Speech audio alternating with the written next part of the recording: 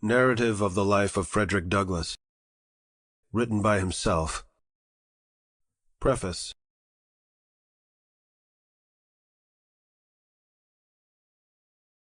In the month of August, 1841, I attended an anti-slavery convention in Nantucket, at which it was my happiness to become acquainted with Frederick Douglass, the writer of the following narrative.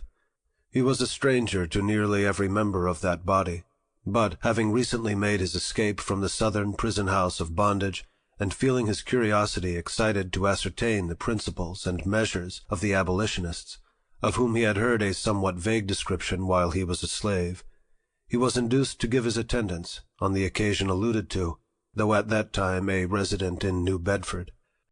Fortunate, most fortunate occurrence, fortunate for the millions of his manacled brethren yet panting for deliverance from their awful thraldom, fortunate for the cause of Negro emancipation and of universal liberty, fortunate for the land of his birth, which he has already done so much to save and bless, fortunate for a large circle of friends and acquaintances, whose sympathy and affection he has strongly secured by the many sufferings he has endured, by his virtuous traits of character, by his ever-abiding remembrance of those who are in bonds, as being bound with them, fortunate for the multitudes, in various parts of our republic, whose minds he has enlightened on the subject of slavery, and who have been melted to tears by his pathos, or roused to virtuous indignation by his stirring eloquence against the enslavers of men.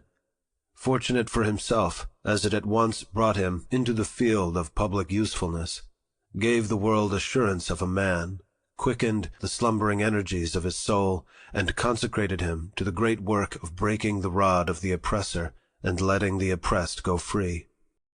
I shall never forget his first speech at the convention, the extraordinary emotion it excited in my own mind, the powerful impression it created upon a crowded auditory completely taken by surprise, the applause which followed from the beginning to the end of his felicitous remarks. I think I never hated slavery so intensely as at that moment. Certainly, my perception of the enormous outrage which is inflicted by it on the godlike nature of its victims was rendered far more clear than ever. There stood one, in physical proportion and stature commanding and exact, in intellect richly endowed, in natural eloquence a prodigy, in soul manifestly created but a little lower than the angels, yet a slave, aye, a fugitive slave, trembling for his safety, hardly daring to believe that on the American soil a single white person could be found who would befriend him at all hazards for the love of God and humanity, capable of high attainments as an intellectual and moral being, needing nothing but a comparatively small amount of cultivation to make him an ornament to society and a blessing to his race, by the law of the land, by the voice of the people, by the terms of the slave code. He was only a piece of property, a beast of burden, a chattel personal, nevertheless. A beloved friend from New Bedford prevailed on Mr. Douglass to address the convention. He came forward to the platform with a hesitancy and embarrassment, necessarily the attendants of a sensitive mind in such a novel position. After apologizing for his ignorance and reminding the audience that slavery was a poor school for the human intellect and heart, he proceeded to narrate some of the facts in his own history as a slave, and in the course of his speech gave utterance to many noble thoughts and thrilling reflections. As soon as he had taken his seat, filled with hope and admiration, I rose and declared that Patrick Henry, of revolutionary fame, never made a speech more eloquent in the cause of liberty than the one we had just listened to from the lips of that hunted fugitive. So I believed at that time, such is my belief now. I reminded the audience of the peril which surrounded this self-emancipated young man at the North, even in Massachusetts, on the soil of the Pilgrim Fathers, among the descendants of revolutionary sires, and I appealed to them whether they would ever allow him to be carried back into slavery, law or no law, constitution or no constitution. The response was unanimous and in thunder tones, no. Will you succor and protect him as a brother man, a resident of the old Bay State? Yes. shouted the whole mass, with an energy so startling that the ruthless tyrant south of Mason and Dixon's line might almost have heard the mighty burst of feeling and recognized it as the pledge of an invincible determination on the part of those who gave it, never to betray him that wanders, but to hide the outcast, and firmly to abide the consequences. It was at once deeply impressed upon my mind that, if Mr. Douglass could be persuaded to consecrate his time and talents to the promotion of the anti-slavery enterprise, a powerful impetus would be given to it, and a stunning blow at the same time inflicted on Northern prejudice against a colored complexion. I therefore endeavored to instill hope and courage into his mind, in order that he might dare to engage in a vocation so anomalous and responsible for a person in his situation, and I was seconded in this effort by warm-hearted friends, especially by the late General Agent of the Massachusetts Anti-Slavery Society, Mr. John A. Collins, whose judgment in this instance entirely coincided with my own. At first he could give no encouragement. With unfeigned diffidence, he expressed his conviction that he was not adequate to the performance of so great a task. The path marked out was wholly an untrodden one. He was sincerely apprehensive that he should do more harm than good. After much deliberation, however, he consented to make a trial, and ever since that period he has acted as a lecturing agent under the auspices either of the American or the Massachusetts Anti-Slavery Society. In labors he has been most abundant, and his success in combating prejudice, in gaining proselytes, in agitating the public mind, has far surpassed the most sanguine expectations that were raised at the commencement of his brilliant career. He has borne himself with gentleness and meekness, yet with true manliness of character. As a public speaker, he excels in pathos, wit, comparison, imitation, strength of reasoning, and fluency of language. There is in him that union of head and heart which is indispensable to an enlightenment of the heads and a winning of the hearts of others. May his strength continue to be equal to his day. May he continue to grow in grace and in the knowledge of God, that he may be increasingly serviceable in the cause of bleeding humanity, whether at home or abroad. It is certainly a very remarkable fact that one of the most efficient advocates of the slave population now before the public is a fugitive slave in the person of Frederick Douglass, and that the free colored population of the United States are as ably represented by one of their own number in the person of Charles Lennox Remond, whose eloquent appeals have extorted the highest applause of multitudes on both sides of the Atlantic. Let the calumniators of the colored race despise themselves for their baseness and illiberality of spirit, and henceforth cease to talk of the natural inferiority of those who require nothing but time and opportunity to attain to the highest point of human excellence. It may perhaps be fairly questioned whether any portion of the population of the earth could have endured the privations, sufferings, and horrors of slavery without having become more degraded in the scale of humanity than the slaves of African descent. Nothing has been left undone to cripple their intellects, darken their minds, debase their moral nature, obliterate all traces of their relationship to mankind, and yet how wonderfully they have sustained the mighty load of a most frightful bondage under which they have been groaning for centuries. To illustrate the effect of slavery on the white man, to show that he has no powers of endurance in such a condition superior to those of his black brother, Daniel O'Connell, the distinguished advocate of universal emancipation and the mightiest champion of prostrate but not conquered Ireland, relates the following anecdote in a speech delivered by him in the Conciliation Hall, Dublin, before the Loyal National Repeal Association, March 31st, 1845. "No matter," said Mr. O'Connell, "under what specious term it may disguise itself, slavery is still hideous. It has a natural and inevitable tendency to brutalize every noble faculty of man. An American sailor who was cast away on the shore of Africa, where he was kept in slavery for 3 years, was, at the expiration of that period, found to be imbruted and stultified. He had lost all reasoning power, and having forgotten his native language, could only utter some savage gibberish between Arabic and English, which nobody could understand, and which even he himself found difficulty in pronouncing. So much for the humanizing influence of the domestic institution. Admitting this to have been an extraordinary case of mental deterioration, it proves at least that the white slave can sink as low in the scale of humanity as the black one. Mr. Douglass has very properly chosen to write his own narrative, in his own style, and according to the best of his ability, rather than to employ someone else. It is therefore entirely his own production, and, considering how long and dark was the career he had to run as a slave, how few have been his opportunities to improve his mind since he broke his iron fetters, it is in my judgment highly creditable to his head and heart. He who can peruse it without a tearful eye, a heaving breast, and afflicted spirit, without being filled with an unutterable abhorrence of slavery and all its abettors, and animated with a determination to seek the immediate overthrow of that execrable system, without trembling for the fate of this country in the hands of a righteous God, who is ever on the side of the oppressed, and whose arm is not shortened that it cannot save, must have a flinty heart, and be qualified to act the part of a trafficker in slaves and the souls of men.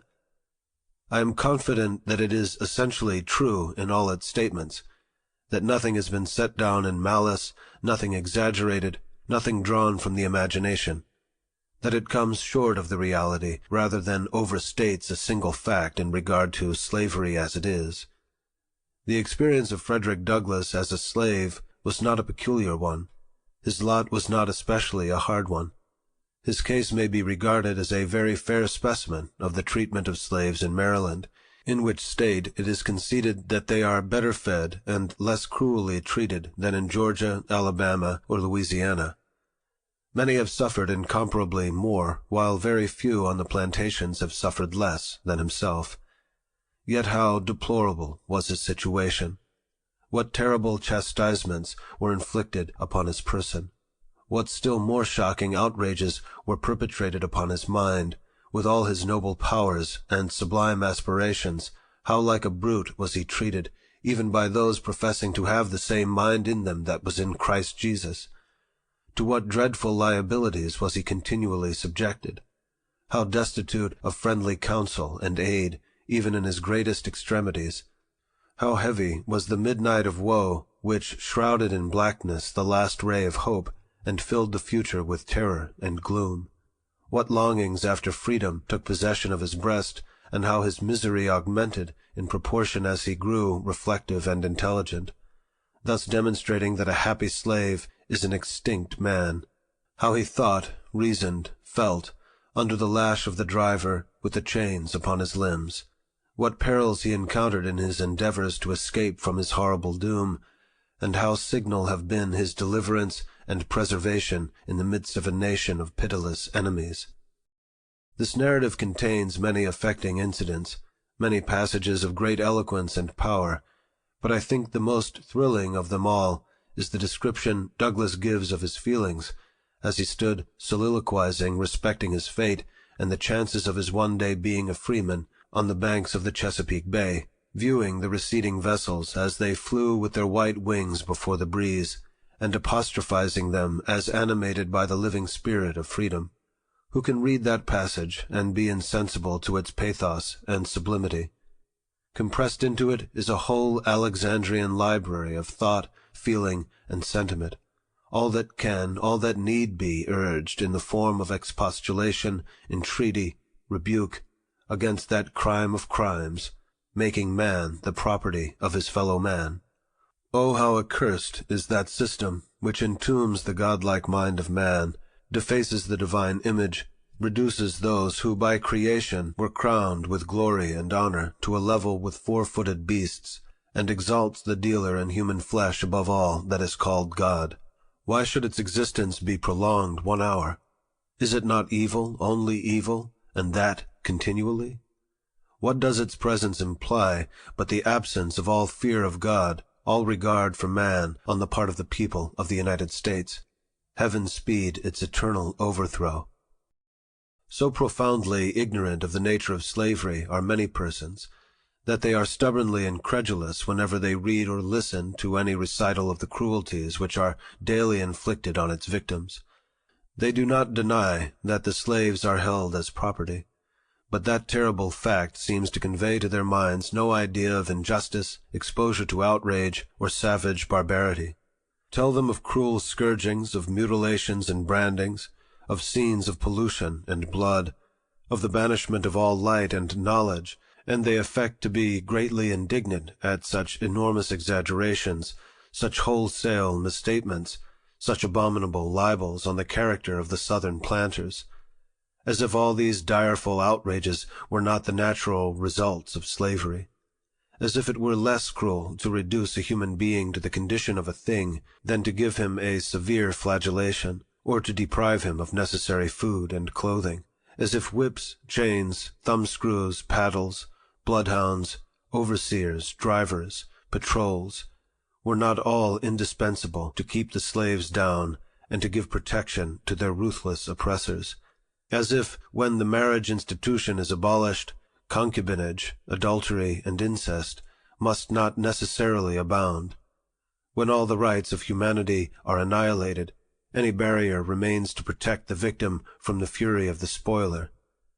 When absolute power is assumed over life and liberty, it will not be wielded with destructive sway.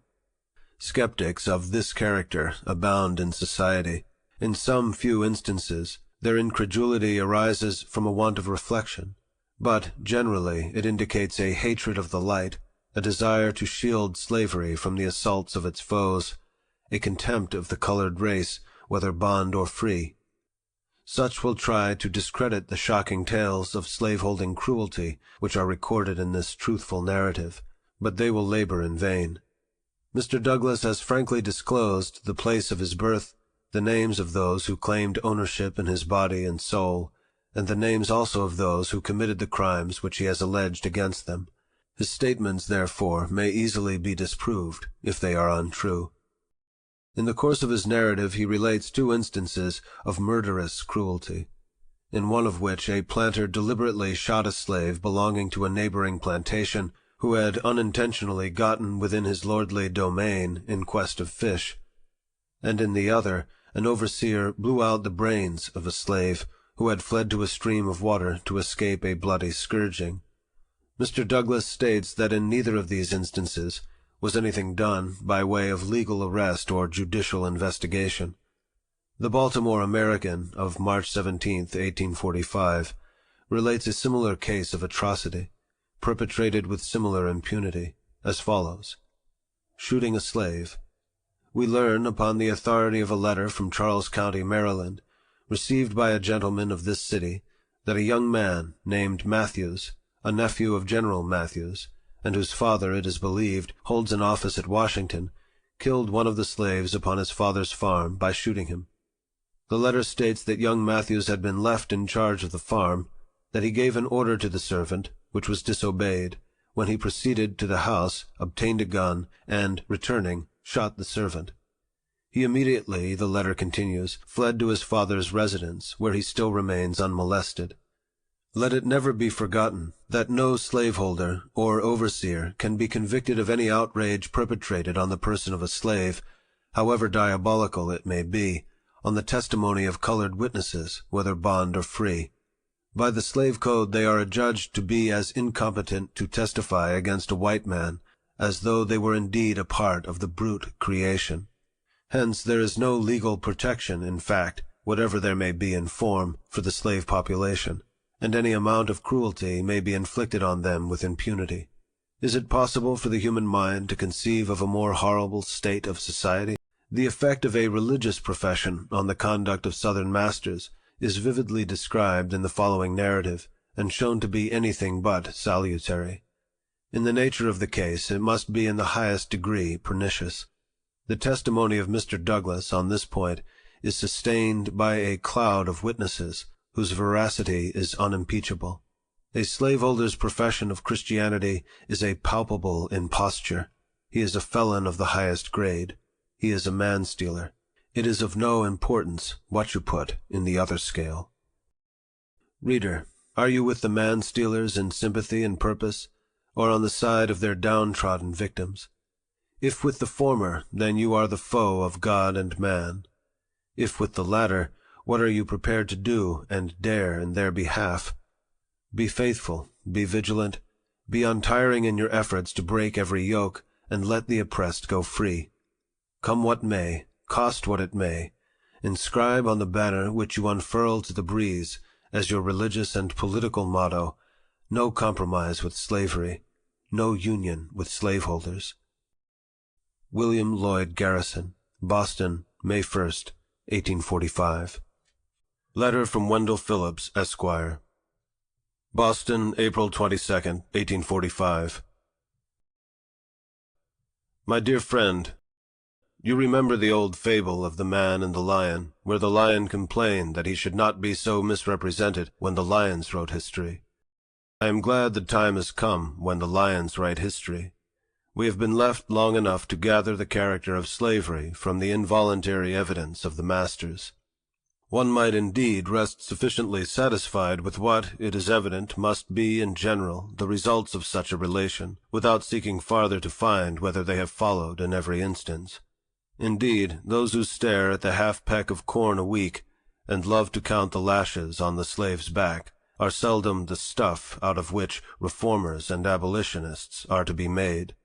I remember that in 1838 many were waiting for the results of the West India experiment before they could come into our ranks.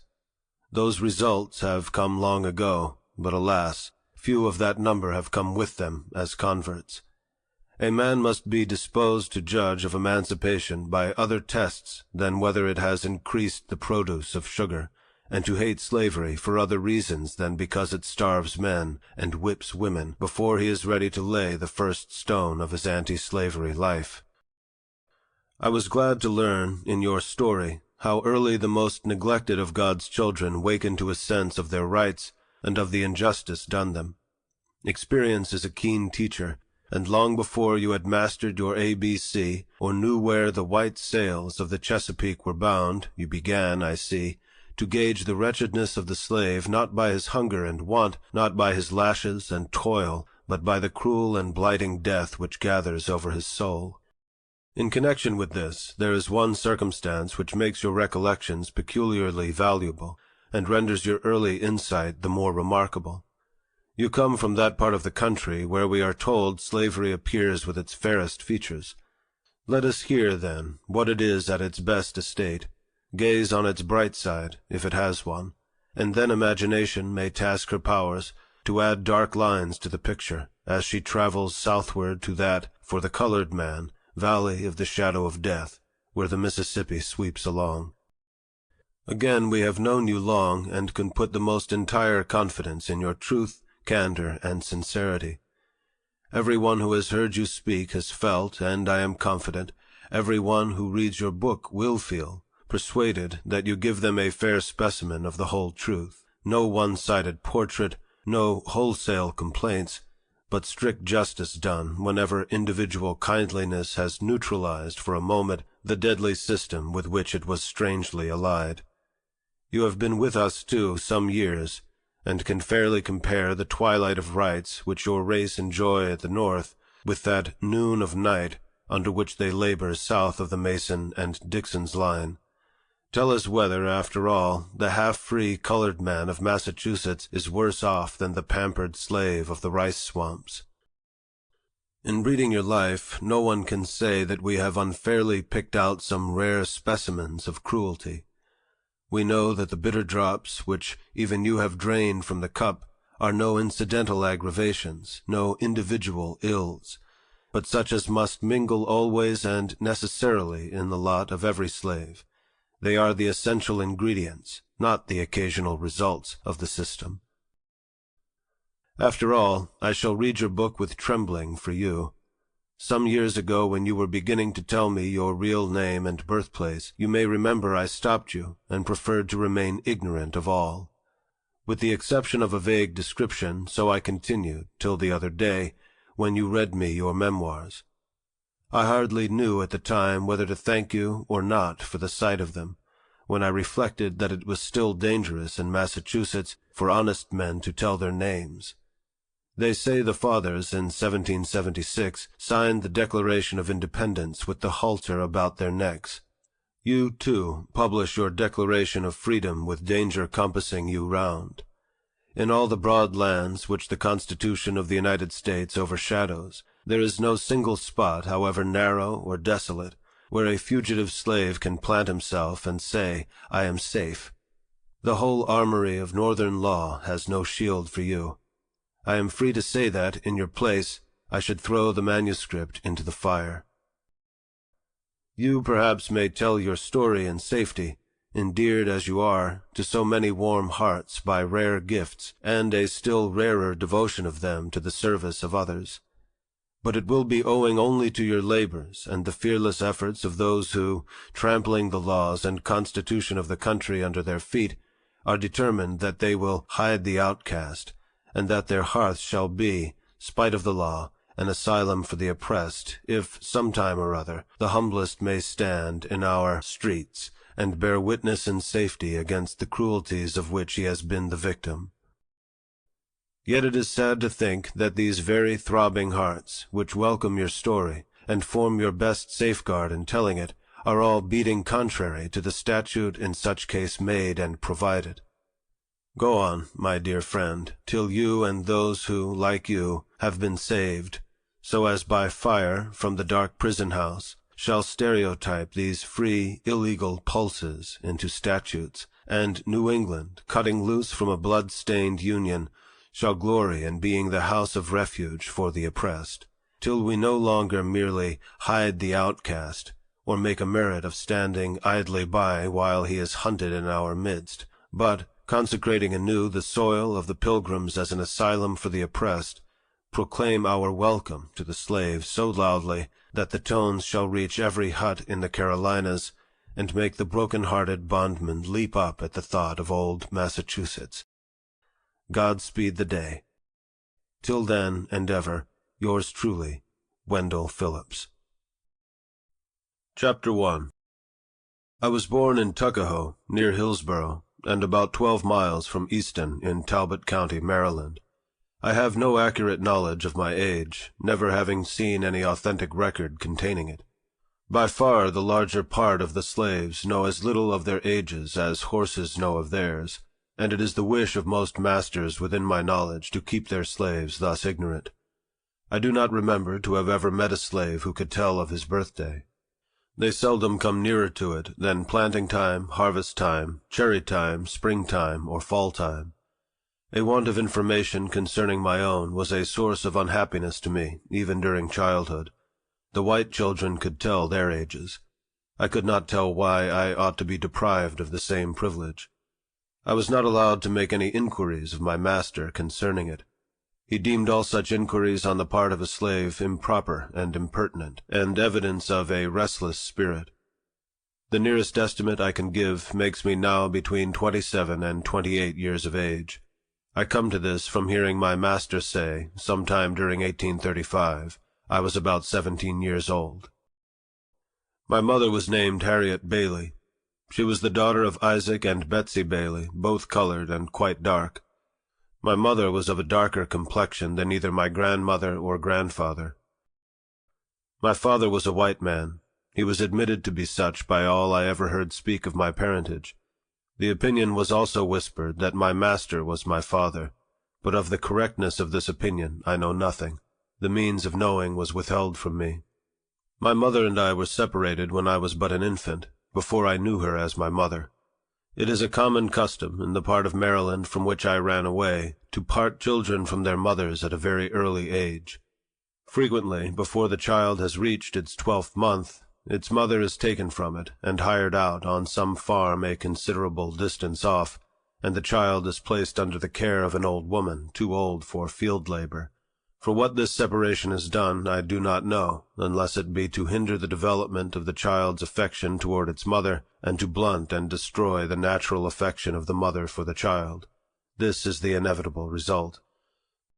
I never saw my mother, to know her as such, more than 4 or 5 times in my life, and each of these times was very short in duration, and at night. She was hired by a Mr. Stewart, who lived about 12 miles from my home.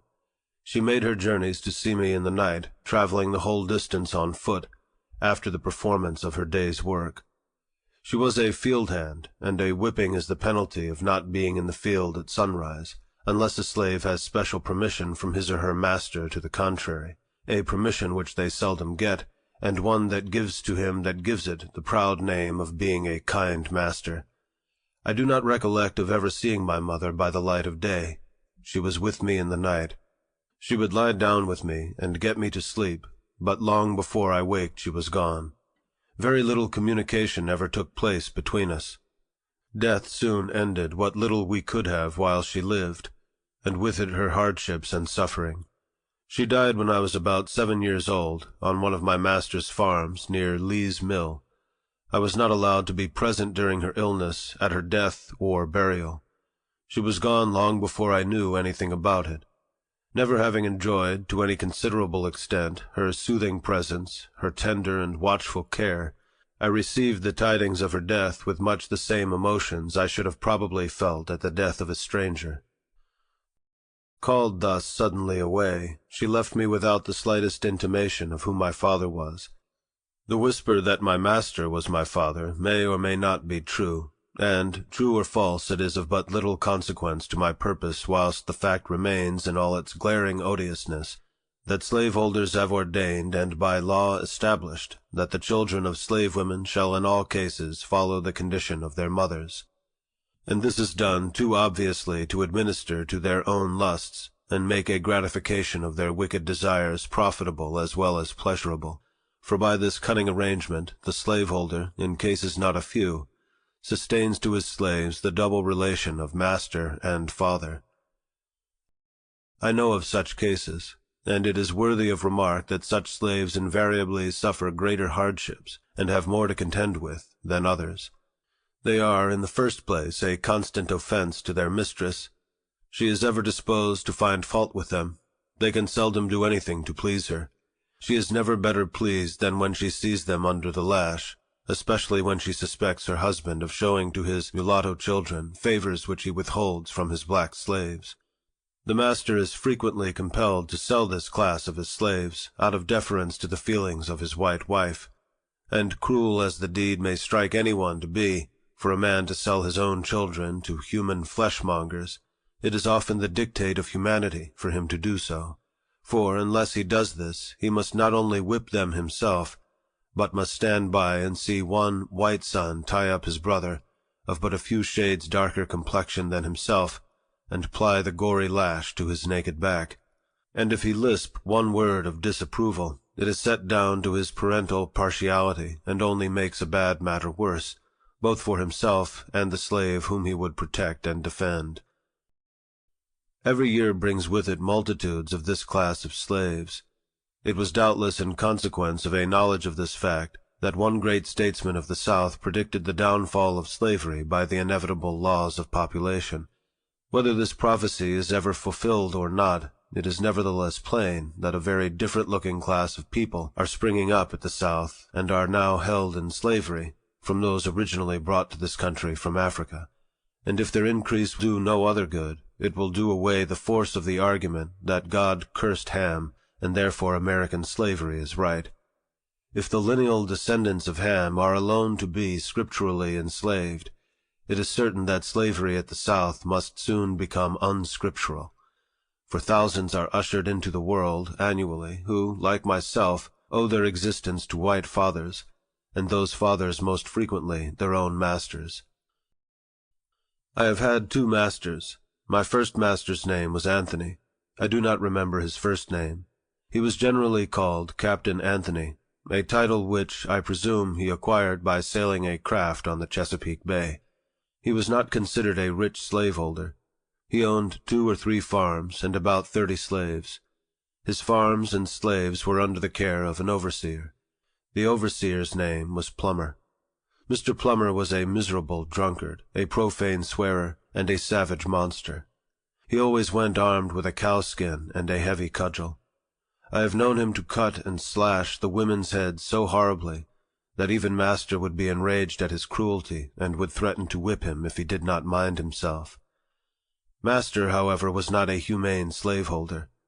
It required extraordinary barbarity on the part of an overseer to affect him. He was a cruel man, hardened by a long life of slaveholding. He would at times seem to take great pleasure in whipping a slave. I have often been awakened at the dawn of day by the most heart-rending shrieks of an own aunt of mine, whom he used to tie up to a joist and whip upon her naked back till she was literally covered with blood. No words, no tears, no prayers from his gory victim seemed to move his iron heart from its bloody purpose. The louder she screamed, the harder he whipped, and where the blood ran fastest, there he whipped longest. He would whip her to make her scream, and whip her to make her hush, and not until overcome by fatigue would he cease to swing the blood-clotted cowskin. I remember the first time I ever witnessed this horrible exhibition. I was quite a child, but I well remember it. I never shall forget it whilst I remember anything. It was the first of a long series of such outrages, of which I was doomed to be a witness and a participant. It struck me with awful force.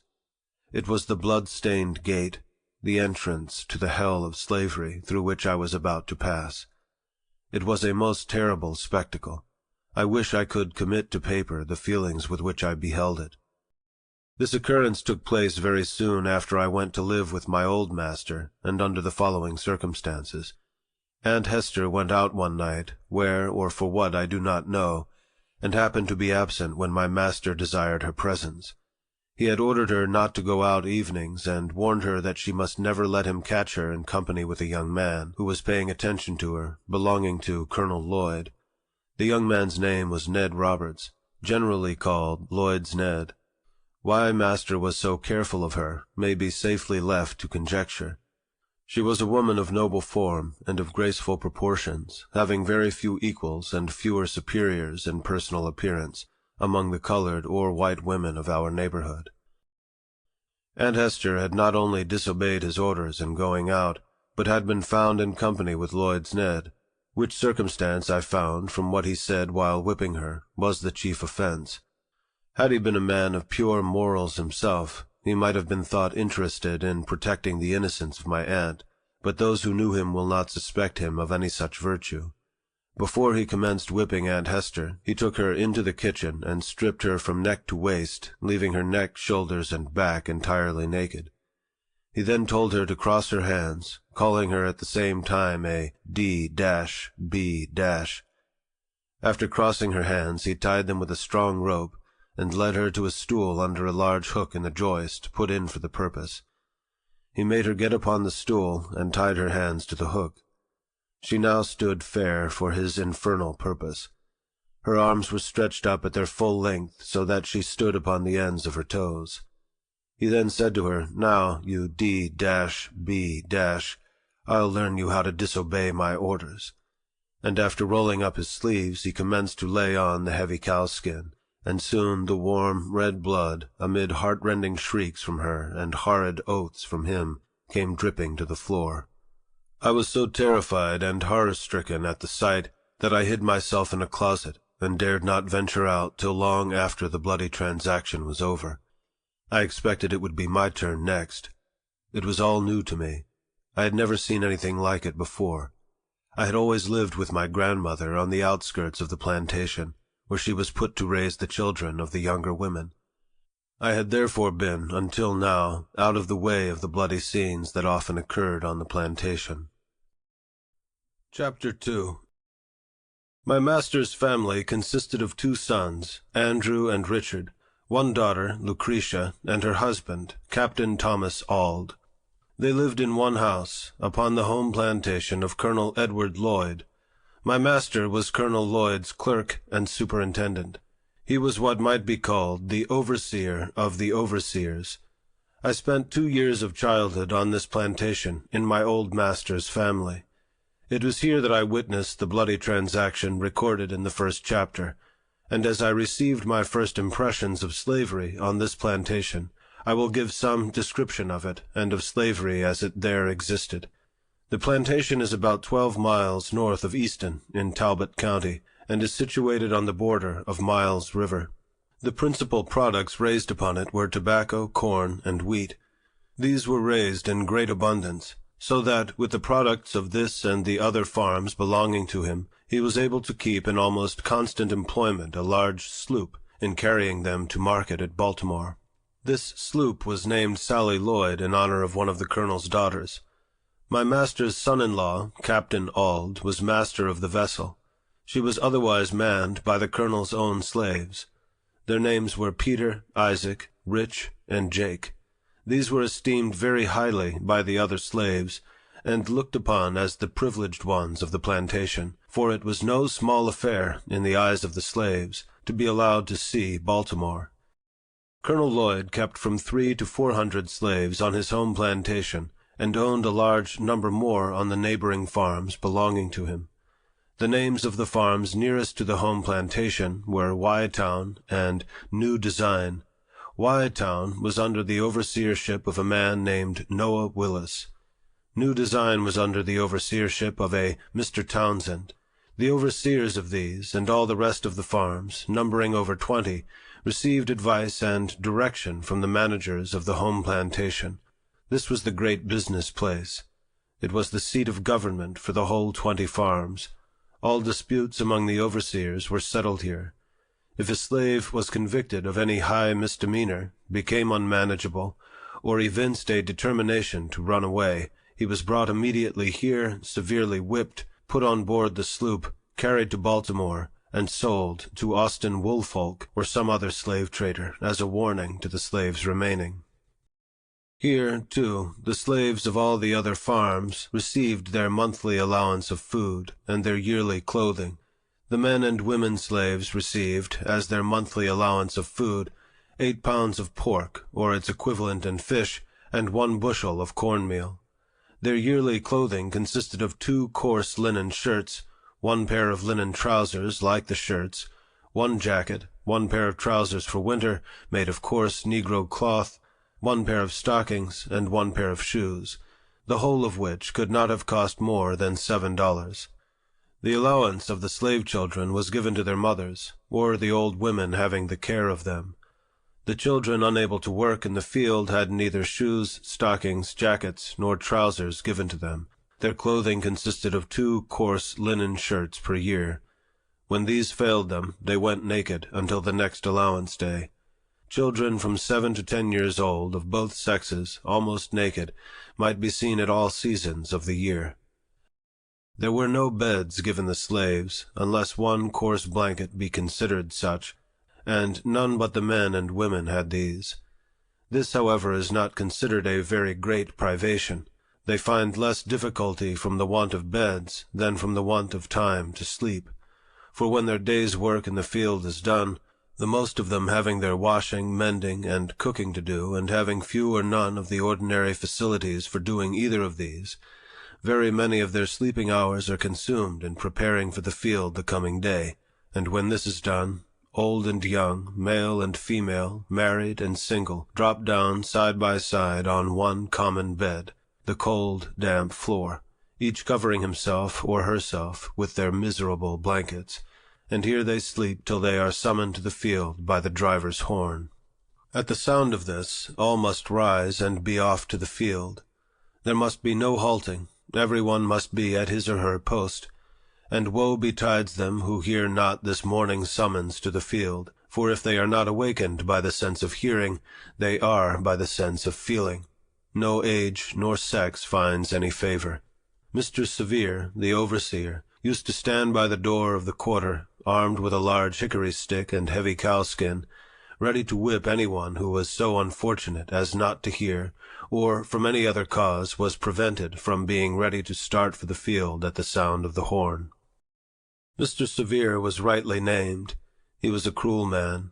I have seen him whip a woman, causing the blood to run half an hour at the time, and this, too, in the midst of her crying children, pleading for their mother's release.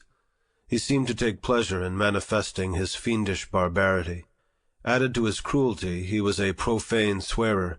It was enough to chill the blood and stiffen the hair of an ordinary man to hear him talk.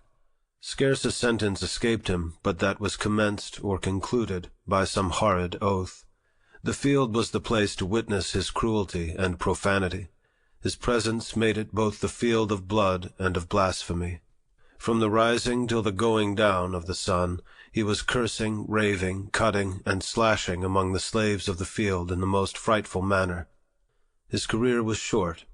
He died very soon after I went to Colonel Lloyd's, and he died as he lived, uttering, with his dying groans, bitter curses and horrid oaths. His death was regarded by the slaves as the result of a merciful providence. Mr. Severe's place was filled by a Mr. Hopkins. He was a very different man. He was less cruel, less profane, and made less noise than Mr. Severe. His course was characterized by no extraordinary demonstrations of cruelty. He whipped, but seemed to take no pleasure in it. He was called by the slaves a good overseer. The home plantation of Colonel Lloyd wore the appearance of a country village. All the mechanical operations for all the farms were performed here. The shoemaking and mending, the blacksmithing, cart-riding, coopering, weaving, and grain grinding were all performed by the slaves on the home plantation. The whole place wore a business-like aspect very unlike the neighboring farms. The number of houses, too, conspired to give it advantage over the neighboring farms. It was called by the slaves the Great House Farm. Few privileges were esteemed higher by the slaves of the out farms than that of being selected to do errands at the Great House Farm. It was associated in their minds with greatness. A representative could not be prouder of his election to a seat in the American Congress than a slave on one of the out farms would be of his election to do errands at the Great House Farm. They regarded it as evidence of great confidence reposed in them by their overseers, and it was on this account, as well as a constant desire to be out of the field from under the driver's lash, that they esteemed it a high privilege, one worth careful living for. He was called the smartest and most trusty fellow, who had this honor conferred upon him the most frequently. The competitors for this office sought as diligently to please their overseers as the office-seekers in the political parties seek to please and deceive the people. The same traits of character might be seen in Colonel Lloyd's slaves as are seen in the slaves of the political parties. The slaves selected to go to the Great House Farm for the monthly allowance for themselves and their fellow slaves were peculiarly enthusiastic. While on their way, they would make the dense old woods for miles around reverberate with their wild songs, revealing at once the highest joy and the deepest sadness. They would compose and sing as they went along, consulting neither time nor tune. The thought that came up came out, if not in the word, in the sound, and as frequently in the one as in the other. They would sometimes sing the most pathetic sentiment in the most rapturous tone, and the most rapturous sentiment in the most pathetic tone. Into all of their songs they would manage to weave something of the Great House Farm. Especially would they do this when leaving home. They would then sing most exultingly the following words: "I am going away to the Great House Farm, oh yea, oh yea, oh." This they would sing as a chorus to words which to many would seem unmeaning jargon, but which, nevertheless, were full of meaning to themselves. I have sometimes thought that the mere hearing of those songs would do more to impress some minds with the horrible character of slavery than the reading of whole volumes of philosophy on the subject could do. I did not, when a slave, understand the deep meaning of those rude and apparently incoherent songs. I was myself within the circle, so that I neither saw nor heard as those without might see and hear. They told a tale of woe, which was then altogether beyond my feeble comprehension. They were tones loud, long, and deep. They breathed the prayer and complaint of souls boiling over with the bitterest anguish. Every tone was a testimony against slavery and a prayer to God for deliverance from chains. The hearing of those wild notes always depressed my spirit and filled me with ineffable sadness. I have frequently found myself in tears while hearing them. The mere recurrence to those songs even now afflicts me, and while I am writing these lines, an expression of feeling has already found its way down my cheek. To those songs I trace my first glimmering conception of the dehumanizing character of slavery. I can never get rid of that conception. Those songs still follow me, to deepen my hatred of slavery and quicken my sympathies for my brethren in bonds. If anyone wishes to be impressed with the soul-killing effects of slavery, let him go to Colonel Lloyd's plantation, and, on allowance day, place himself in the deep pine woods, and there let him, in silence, analyze the sounds that shall pass through the chambers of his soul, and if he is not thus impressed, it will only be because there is no flesh in his obdurate heart. I have often been utterly astonished, since I came to the North, to find persons who could speak of the singing among slaves as evidence of their contentment and happiness. It is impossible to conceive of a greater mistake. Slaves sing most when they are most unhappy. The songs of the slave represent the sorrows of his heart, and he is relieved by them only as an aching heart is relieved by its tears. At least, such is my experience. I have often sung to drown my sorrow, but seldom to express my happiness. Crying for joy and singing for joy were alike uncommon to me while in the jaws of slavery. The singing of a man cast away upon a desolate island might be as appropriately considered as evidence of contentment and happiness as the singing of a slave. The songs of the one and of the other are prompted by the same emotion. Chapter 3. Colonel Lloyd kept a large and finely cultivated garden, which afforded almost constant employment for 4 men, besides the chief gardener, Mr. McDermott. This garden was probably the greatest attraction of the place. During the summer months, people came from far and near, from Baltimore, Easton, and Annapolis, to see it. It abounded in fruits of almost every description, from the hardy apple of the North to the delicate orange of the South. This garden was not the least source of trouble on the plantation. Its excellent fruit was quite a temptation to the hungry swarms of boys, as well as the older slaves belonging to the colonel, few of whom had the virtue or the vice to resist it. Scarcely a day passed during the summer but that some slave had to take the lash for stealing fruit. The colonel had to resort to all kinds of stratagems to keep his slaves out of the garden. The last and most successful one was that of tarring his fence all around, after which if a slave was caught with any tar upon his person, it was deemed sufficient proof that he had either been into the garden or had tried to get in. In either case he was severely whipped by the chief gardener. This plan worked well. The slaves became as fearful of tar as of the lash. They seemed to realize the impossibility of touching tar without being defiled. The colonel also kept a splendid riding equipage. His stable and carriage house presented the appearance of some of our large city livery establishments. His horses were of the finest form and noblest blood. His carriage house contained 3 splendid coaches, 3 or 4 gigs, besides Dearborns and barouches of the most fashionable style. This establishment was under the care of 2 slaves, old Barney and young Barney, father and son. To attend to this establishment was their sole work, but it was by no means an easy employment, for in nothing was Colonel Lloyd more particular than in the management of his horses. The slightest inattention to these was unpardonable, and was visited upon those under whose care they were placed with the severest punishment. No excuse could shield them if the colonel only suspected any want of attention to his horses, a supposition which he frequently indulged, and one which, of course, made the office of old and young Barney a very trying one. They never knew when they were safe from punishment. They were frequently whipped when least deserving, and escaped whipping when most deserving it. Everything depended upon the looks of the horses and the state of Colonel Lloyd's own mind when his horses were brought to him for use. If a horse did not move fast enough or hold his head high enough, it was owing to some fault of his keeper's. It was painful to stand near the stable door and hear the various complaints against the keepers when a horse was taken out for use. This horse has not had proper attention. He has not been sufficiently rubbed and curried, or he has not been properly fed. His food was too wet or too dry. He got it too soon or too late. He was too hot or too cold. He had too much hay and not enough of grain, or he had too much grain and not enough of hay.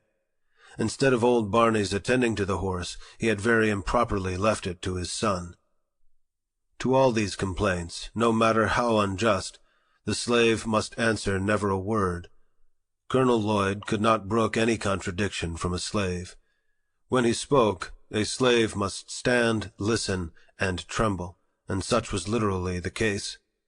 I have seen Colonel Lloyd make old Barney, a man between 50 and 60 years of age, uncover his bald head, kneel down upon the cold, damp ground, and receive upon his naked and toil-worn shoulders more than 30 lashes at the time. Colonel Lloyd had 3 sons, Edward, Mary, and Daniel, and 3 sons-in-law, Mr. Winder, Mr. Nicholson, and Mr. Lowndes. All of these lived at the Great House Farm, and enjoyed the luxury of whipping the servants when they pleased, from old Barney down to William Wilkes, the coach-driver. I have seen Winder make one of the house servants stand off from him a suitable distance to be touched with the end of his whip, and at every stroke raise great ridges upon his back. To describe the wealth of Colonel Lloyd would be almost equal to describing the riches of Job. He kept from 10 to 15 house servants. He was said to own 1,000 slaves, and I think this estimate quite within the truth. Colonel Lloyd owned so many that he did not know them when he saw them, nor did all the slaves of the out-farms know him.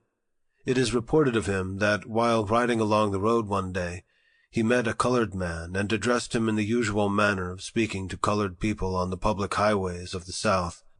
"Well, boy, whom do you belong to?" "To Colonel Lloyd," replied the slave. "Well, does the colonel treat you well?" "No, sir," was the ready reply. "What, does he work you too hard?" "Yes, sir." "Well, don't he give you enough to eat?" "Yes, sir, he gives me enough, such as it is." The colonel, after ascertaining where the slave belonged, rode on. The man also went on about his business, not dreaming that he had been conversing with his master. He thought, said, and heard nothing more of the matter until 2 or 3 weeks afterwards. The poor man was then informed by his overseer that, for having found fault with his master, he was now to be sold to a Georgia trader. He was immediately chained and handcuffed, and thus, without a moment's warning, he was snatched away and forever sundered from his family and friends by a hand more unrelenting than death. This is the penalty of telling the truth, of telling the simple truth, in answer to a series of plain questions. It is partly in consequence of such facts that slaves, when inquired of as to their condition and the character of their masters, almost universally say they are contented and that their masters are kind. The slaveholders have been known to send in spies among their slaves to ascertain their views and feelings in regard to their condition. The frequency of this has had the effect to establish among the slaves the maxim that a still tongue makes a wise head. They suppress the truth rather than take the consequences of telling it, and in so doing prove themselves a part of the human family. If they have anything to say of their masters, it is generally in their master's favor, especially when speaking to an untried man. I have been frequently asked, when a slave, if I had a kind master, and do not remember ever to have given a negative answer. Nor did I, in pursuing this course, consider myself as uttering what was absolutely false, for I always measured the kindness of my master by the standard of kindness set up among slaveholders around us. Moreover, slaves are like other people, and imbibe prejudices quite common to others. They think their own better than that of others. Many, under the influence of this prejudice, think their own masters are better than the masters of other slaves, and this, too, in some cases, when the very reverse is true. Indeed, it is not uncommon for slaves even to fall out and quarrel among themselves about the relative goodness of their masters, each contending for the superior goodness of his own over that of the others. At the same time, they mutually execrate their masters when viewed separately. It was so on our plantation. When Colonel Lloyd's slaves met the slaves of Jacob Jepson, they seldom parted without a quarrel about their masters, Colonel Lloyd's slaves contending that he was the richest, and Mr. Jepson's slaves that he was the smartest and most of a man. Colonel Lloyd's slaves would boast his ability to buy and sell Jacob Jepson. Mr. Jepson's slaves would boast his ability to whip Colonel Lloyd. These quarrels would almost always end in a fight between the parties, and those that whipped were supposed to have gained the point at issue. They seemed to think that the greatness of their masters was transferable to themselves. It was considered as being bad enough to be a slave, but to be a poor man's slave was deemed a disgrace indeed. Chapter 4. Mr. Hopkins remained but a short time in the office of overseer. Why his career was so short I do not know, but suppose he lacked the necessary severity to suit Colonel Lloyd. Mr. Hopkins was succeeded by Mr. Austin Gore, a man possessing in an eminent degree all those traits of character indispensable to what is called a first-rate overseer. Mr. Gore had served Colonel Lloyd in the capacity of overseer upon one of the out-farms, and had shown himself worthy of the high station of overseer upon the home or great house farm. Mr. Gore was proud, ambitious, and persevering. He was artful, cruel, and obdurate. He was just the man for such a place, and it was just the place for such a man. It afforded scope for the full exercise of all his powers, and he seemed to be perfectly at home in it. He was one of those who could torture the slightest look, word, or gesture on the part of the slave into impudence, and would treat it accordingly. There must be no answering back to him. No explanation was allowed a slave showing himself to have been wrongfully accused. Mr. Gore acted fully up to the maxim laid down by slaveholders. It is better that a dozen slaves suffer under the lash than that the overseer should be convicted in the presence of the slaves of having been at fault. No matter how innocent a slave might be, it availed him nothing when accused by Mr. Gore of any misdemeanor. To be accused was to be convicted, and to be convicted was to be punished, the one always following the other with immutable certainty.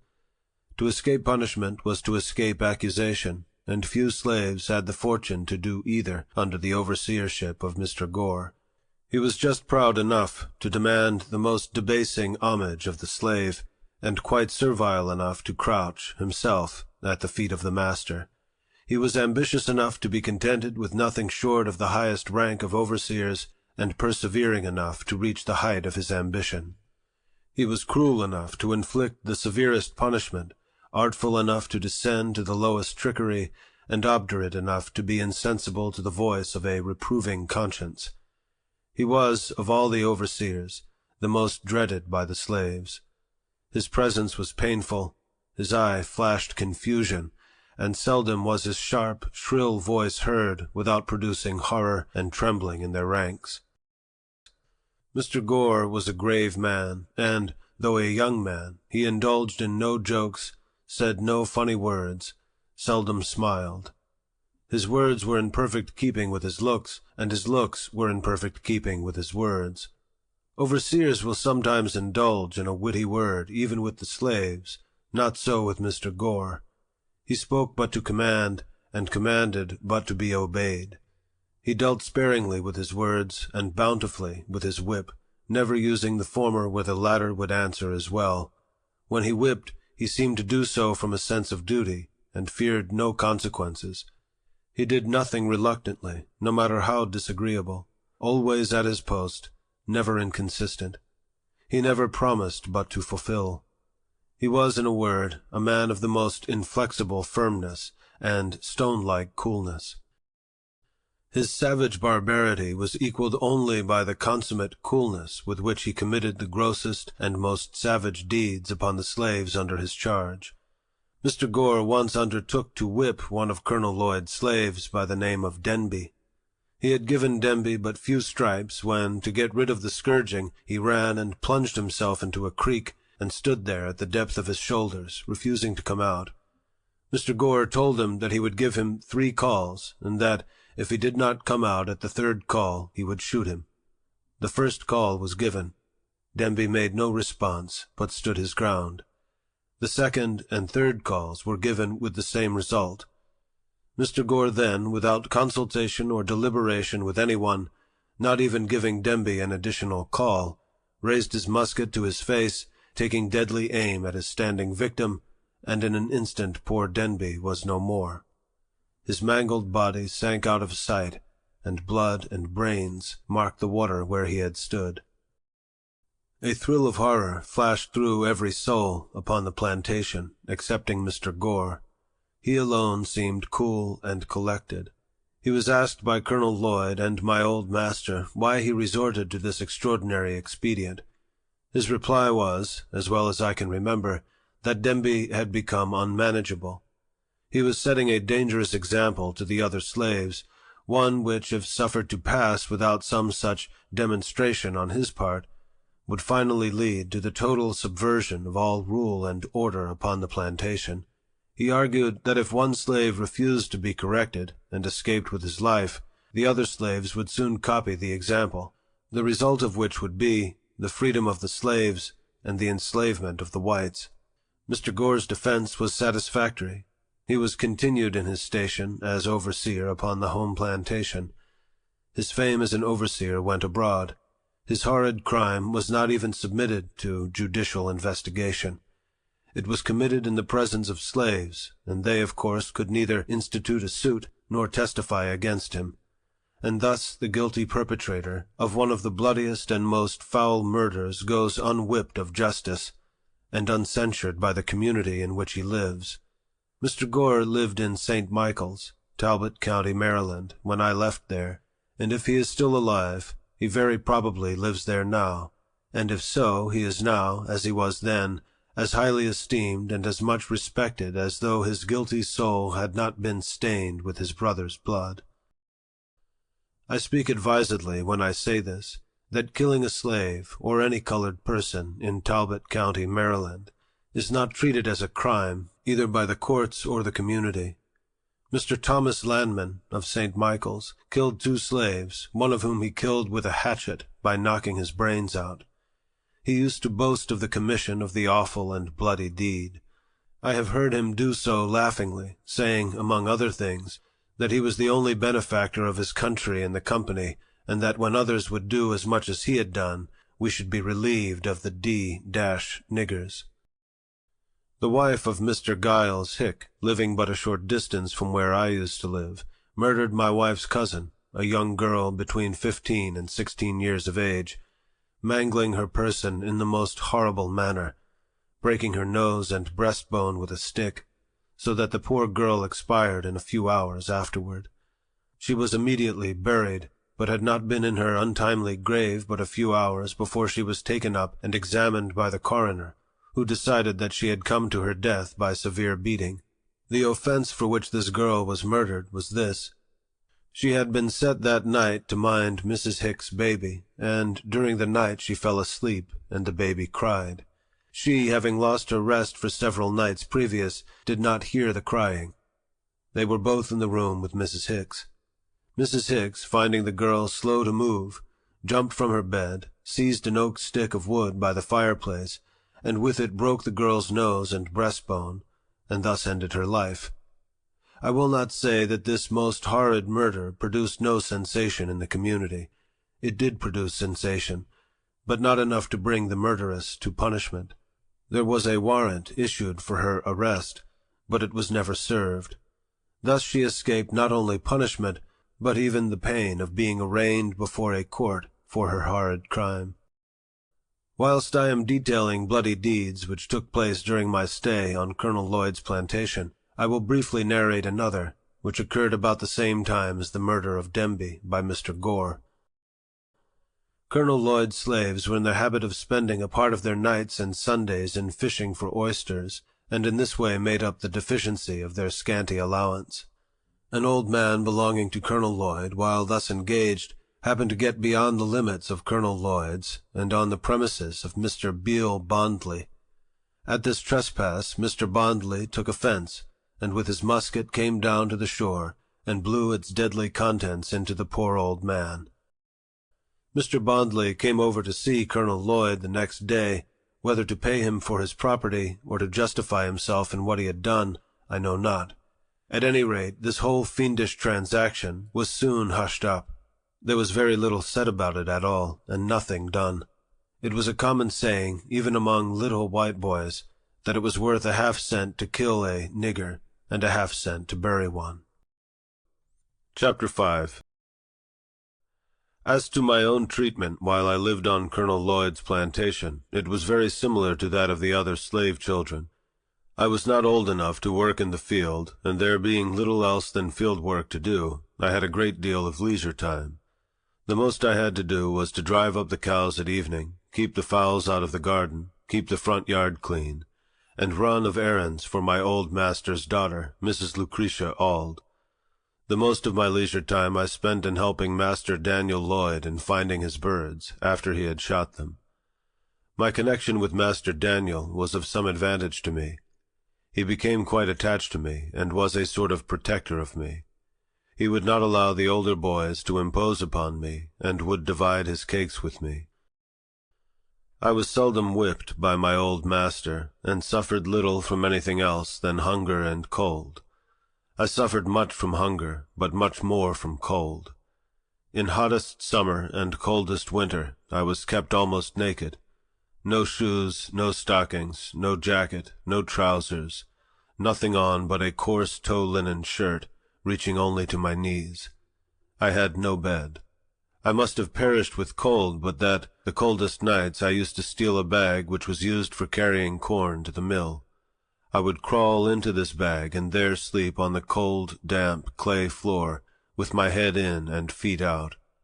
My feet have been so cracked with the frost that the pen with which I am writing might be laid in the gashes. We were not regularly allowanced. Our food was coarse cornmeal, boiled. This was called mush.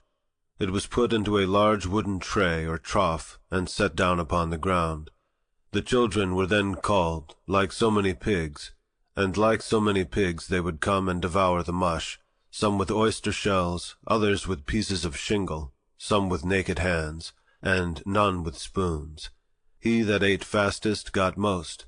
He that was strongest secured the best place, and few left the trough satisfied. I was probably between 7 and 8 years old when I left Colonel Lloyd's plantation. I left it with joy. I shall never forget the ecstasy with which I received the intelligence that my old master, Anthony, had determined to let me go to Baltimore to live with Mr. Hugh Auld, brother to my old master's son-in-law, Captain Thomas Auld. I received this information about 3 days before my departure. They were 3 of the happiest days I ever enjoyed. I spent the most part of all these 3 days in the creek, washing off the plantation scurf, and preparing myself for my departure. The pride of my appearance which this would indicate was not my own. I spent the time in washing, not so much because I wished to, but because Mrs. Lucretia had told me I must get all the dead skin off my feet and knees before I could go to Baltimore, for the people in Baltimore were very cleanly and would laugh at me if I looked dirty. Besides, she was going to give me a pair of trousers which I should not put on unless I got all the dirt off me. The thought of owning a pair of trousers was great indeed. It was almost a sufficient motive not only to make me take off what would be called by pig drovers the mange, but the skin itself. I went at it in good earnest, working for the first time with the hope of reward. The ties that ordinarily bind children to their homes were all suspended in my case. I found no severe trial in my departure. My home was charmless. It was not home to me. On parting from it, I could not feel that I was leaving anything which I could have enjoyed by staying. My mother was dead. My grandmother lived far off, so that I seldom saw her. I had 2 sisters and 1 brother that lived in the same house with me, but the early separation of us from our mother had well nigh blotted the fact of our relationship from our memories. I looked for home elsewhere, and was confident of finding none which I should relish less than the one I was leaving. If, however, I found in my new home hardship, hunger, whipping, and nakedness, I had the consolation that I should not have escaped any one of them by staying. Having already had more than a taste of them in the house of my old master, and having endured them there, I very naturally inferred my ability to endure them elsewhere, and especially at Baltimore. For I had something of the feeling about Baltimore that is expressed in the proverb that being hanged in England is preferable to dying a natural death in Ireland. I had the strongest desire to see Baltimore. Cousin Tom, though not fluent in speech, had inspired me with that desire by his eloquent description of the place. I could never point out anything at the great house, no matter how beautiful or powerful, but that he had seen something at Baltimore far exceeding, both in beauty and strength, the object which I pointed out to him. Even the great house itself, with all its pictures, was far inferior to many buildings in Baltimore. So strong was my desire that I thought a gratification of it would fully compensate for whatever loss of comforts I should sustain by the exchange. I left without a regret and with the highest hopes of future happiness. We sailed out of Miles River for Baltimore on a Saturday morning. I remember only the day of the week, for at that time I had no knowledge of the days of the month, nor the months of the year. On setting sail I walked aft, and gave to Colonel Lloyd's plantation what I hope would be the last look. I then placed myself in the bows of the sloop, and there spent the remainder of the day in looking ahead, interesting myself in what was in the distance rather than in things near by or behind. In the afternoon of that day we reached Annapolis, the capital of the state. We stopped but a few moments, so that I had no time to go on shore. It was the first large town that I had ever seen, and though it would look small compared with some of our New England factory villages, I thought it a wonderful place for its size, more imposing even than the Great House Farm. We arrived at Baltimore early on Sunday morning, landing at Smith's Wharf, not far from Bowley's Wharf. We had on board the sloop a large flock of sheep, and after aiding in driving them to the slaughterhouse of Mr. Curtis on Loudon Slater's Hill, I was conducted by Rich, one of the hands belonging on board of the sloop, to my new home in Alisana Street, near Mr. Gardner's shipyard, on Fell's Point. Mr. and Mrs. Auld were both at home, and met me at the door with their little son Thomas, to take care of whom I had been given, and here I saw what I had never seen before. It was a white face beaming with the most kindly emotions. It was the face of my new mistress, Sophia Auld. I wish I could describe the rapture that flashed through my soul as I beheld it. It was a new and strange sight to me, brightening up my pathway with the light of happiness. Little Thomas was told there was his Freddie, and I was told to take care of little Thomas, and thus I entered upon the duties of my new home with the most cheering prospect ahead. I look upon my departure from Colonel Lloyd's plantation as one of the most interesting events of my life. It is possible, and even quite probable, that but for the mere circumstance of being removed from that plantation to Baltimore, I should have today, instead of being here seated by my own table in the enjoyment of freedom and the happiness of home, writing this narrative, been confined in the galling chains of slavery. Going to live at Baltimore laid the foundation and opened the gateway to all my subsequent prosperity. I have ever regarded it as the first plain manifestation of that kind providence which has ever since attended me, and marked my life with so many favors. I regarded the selection of myself as being somewhat remarkable. There were a number of slave children that might have been sent from the plantation to Baltimore. There were those younger, those older, and those of the same age. I was chosen from among them all, and was the first, last, and only choice. I may be deemed superstitious, and even egotistical, in regarding this event as a special interposition of divine providence in my favor, but I should be false to the earliest sentiments of my soul if I suppress the opinion. I prefer to be true to myself, even at the hazard of incurring the ridicule of others, rather than to be false and incur my own abhorrence.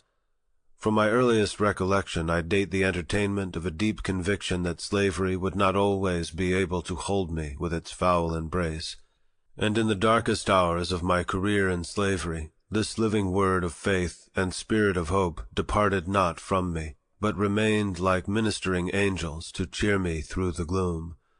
This good spirit was from God, and to him I offer thanksgiving and praise. Chapter 6. My new mistress proved to be all she appeared when I first met her at the door, a woman of the kindest heart and finest feelings. She had never had a slave under her control previously to myself, and prior to her marriage she had been dependent upon her own industry for a living. She was by trade a weaver, and by constant application to her business she had been in a good degree preserved from the blighting and dehumanizing effects of slavery. I was utterly astonished at her goodness. I scarcely knew how to behave towards her. She was entirely unlike any other white woman I had ever seen. I could not approach her as I was accustomed to approach other white ladies. My early instruction was all out of place. The crouching servility, usually so acceptable a quality in a slave, did not answer when manifested toward her. Her favor was not gained by it. She seemed to be disturbed by it. She did not deem it impudent or unmannerly for a slave to look her in the face. The meanest slave was put fully at ease in her presence, and none left without feeling better for having seen her. Her face was made of heavenly smiles, and her voice of tranquil music. But alas, this kind heart had but a short time to remain such. The fatal poison of irresponsible power was already in her hands, and soon commenced its infernal work. The cheerful eye, under the influence of slavery, soon became red with rage. That voice, made all of sweet accord, changed to one of harsh and horrid discord, and that angelic face gave place to that of a demon. Very soon after I went to live with Mr. and Mrs. Auld, she very kindly commenced to teach me the ABC. After I had learned this, she assisted me in learning to spell words of 3 or 4 letters.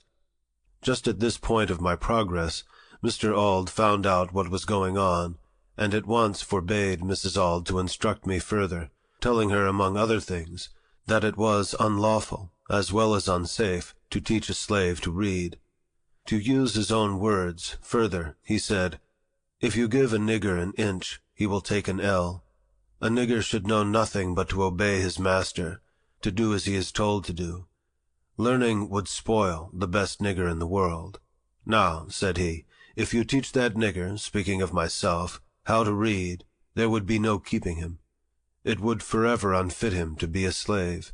He would at once become unmanageable and of no value to his master.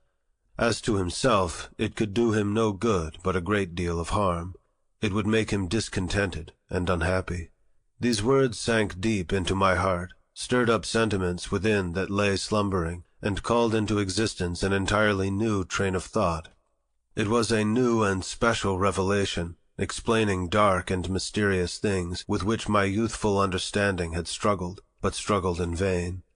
I now understood what had been to me a most perplexing difficulty, to wit, the white man's power to enslave the black man. It was a grand achievement, and I prized it highly. From that moment I understood the pathway from slavery to freedom. It was just what I wanted, and I got it at a time when I the least expected it. Whilst I was saddened by the thought of losing the aid of my kind mistress, I was gladdened by the invaluable instruction which, by the merest accident, I had gained from my master. Though conscious of the difficulty of learning without a teacher, I set out with high hope and a fixed purpose, at whatever cost of trouble, to learn how to read. The very decided manner with which he spoke, and strove to impress his wife with the evil consequences of giving me instruction, served to convince me that he was deeply sensible of the truths he was uttering. It gave me the best assurance that I might rely with the utmost confidence on the results which, he said, would flow from teaching me to read. What he most dreaded, that I most desired. What he most loved, that I most hated. That which to him was a great evil, to be carefully shunned, was to me a great good, to be diligently sought. And the argument which he so warmly urged against my learning to read only served to inspire me with a desire and determination to learn. In learning to read, I owe almost as much to the bitter opposition of my master as to the kindly aid of my mistress. I acknowledge the benefit of both. I had resided but a short time in Baltimore before I observed a marked difference in the treatment of slaves from that which I had witnessed in the country.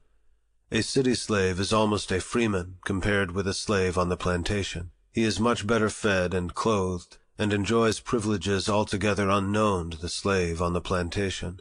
There is a vestige of decency, a sense of shame, that does much to curb and check those outbreaks of atrocious cruelty so commonly enacted upon the plantation. He is a desperate slaveholder who will shock the humanity of his non-slaveholding neighbors with the cries of his lacerated slave.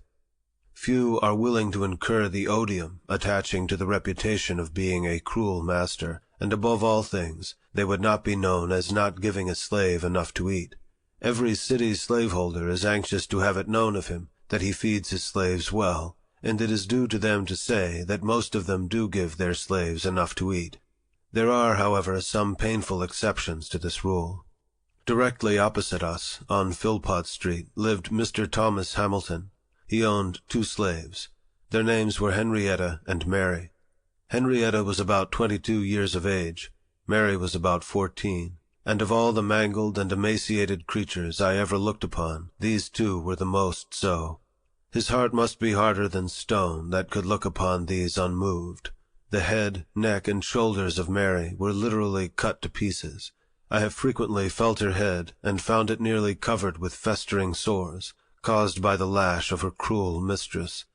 I do not know that her master ever whipped her, but I have been an eyewitness to the cruelty of Mrs. Hamilton. I used to be in Mr. Hamilton's house nearly every day. Mrs. Hamilton used to sit in a large chair in the middle of the room, with a heavy cowskin always by her side, and scarce an hour passed during the day but was marked by the blood of one of these slaves. The girls seldom passed her without her saying, "Move faster, you black gyp," at the same time giving them a blow with the cowskin over the head or shoulders, often drawing the blood. She would then say, "Take that, you black gyp," continuing, "If you don't move faster, I'll move you." Added to the cruel lashings to which these slaves were subjected, they were kept nearly half starved. They seldom knew what it was to eat a full meal. I have seen Mary contending with the pigs for the offal thrown into the street. So much was Mary kicked and cut to pieces that she was oftener called pecked than by her name. Chapter 7. I lived in Master Hugh's family about 7 years. During this time I succeeded in learning to read and write. In accomplishing this, I was compelled to resort to various stratagems. I had no regular teacher. My mistress, who had kindly commenced to instruct me, had, in compliance with the advice and direction of her husband, not only ceased to instruct me, but had set her face against my being instructed by anyone else. It is due, however, to my mistress to say of her that she did not adopt this course of treatment immediately. She at first lacked the depravity indispensable to shutting me up in mental darkness. It was at least necessary for her to have some training in the exercise of irresponsible power, to make her equal to the task of treating me as though I were a brute. My mistress was, as I have said, a kind and tender-hearted woman, and in the simplicity of her soul she commenced, when I first went to live with her, to treat me as she supposed one human being ought to treat another. In entering upon the duties of a slaveholder, she did not seem to perceive that I sustained to her the relation of a mere chattel, and that for her to treat me as a human being was not only wrong, but dangerously so. Slavery proved as injurious to her as it did to me. When I went there, she was a pious, warm, and tender-hearted woman. There was no sorrow or suffering for which she had not a tear. She had bread for the hungry, clothes for the naked, and comfort for every mourner that came within her reach. Slavery soon proved its ability to divest her of these heavenly qualities.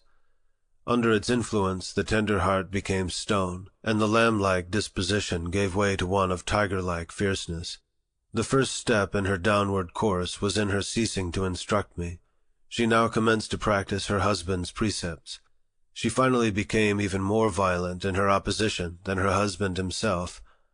She was not satisfied with simply doing as well as he had commanded. She seemed anxious to do better. Nothing seemed to make her more angry than to see me with a newspaper. She seemed to think that here lay the danger. I have had her rush at me with a face made all up of fury, and snatch from me a newspaper in a manner that fully revealed her apprehension. She was an apt woman, and a little experience soon demonstrated to her satisfaction that education and slavery were incompatible with each other. From this time I was most narrowly watched. If I was in a separate room any considerable length of time, I was sure to be suspected of having a book, and was at once called to give an account of myself. All this, however, was too late. The first step had been taken.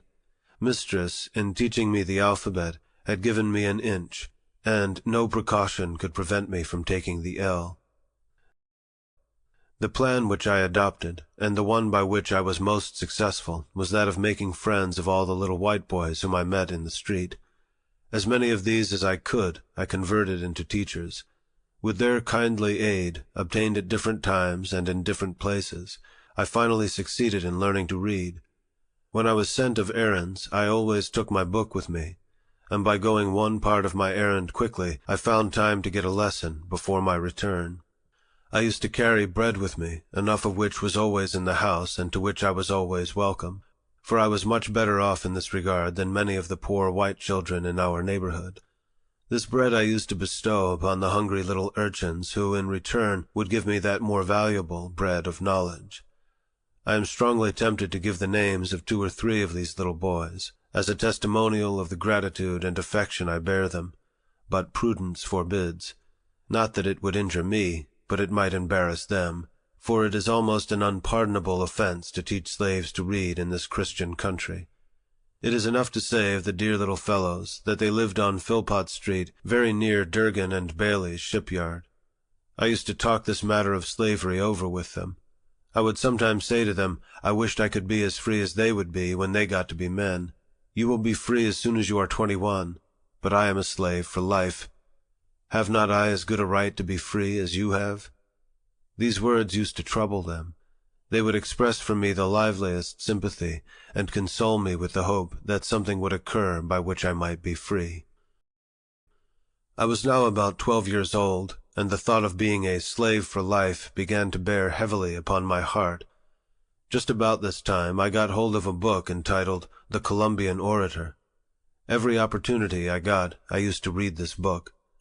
Among much of other interesting matter, I found in it a dialogue between a master and his slave. The slave was represented as having run away from his master 3 times. The dialogue represented the conversation which took place between them when the slave was retaken the 3rd time. In this dialogue, the whole argument in behalf of slavery was brought forward by the master, all of which was disposed of by the slave. The slave was made to say some very smart as well as impressive things in reply to his master, things which had the desired though unexpected effect, for the conversation resulted in the voluntary emancipation of the slave on the part of the master. In the same book, I met with one of Sheridan's mighty speeches on and in behalf of Catholic emancipation. These were choice documents to me. I read them over and over again with unabated interest. They gave tongue to interesting thoughts of my own soul, which had frequently flashed through my mind, and died away for want of utterance. The moral which I gained from the dialogue was the power of truth over the conscience of even a slaveholder. What I got from Sheridan was a bold denunciation of slavery and a powerful vindication of human rights. The reading of these documents enabled me to utter my thoughts and to meet the arguments brought forward to sustain slavery. But while they relieved me of one difficulty, they brought on another even more painful than the one of which I was relieved. The more I read, the more I was led to abhor and detest my enslavers. I could regard them in no other light than a band of successful robbers, who had left their homes and gone to Africa, and stolen us from our homes, and in a strange land reduced us to slavery. I loathed them, as being the meanest as well as the most wicked of men.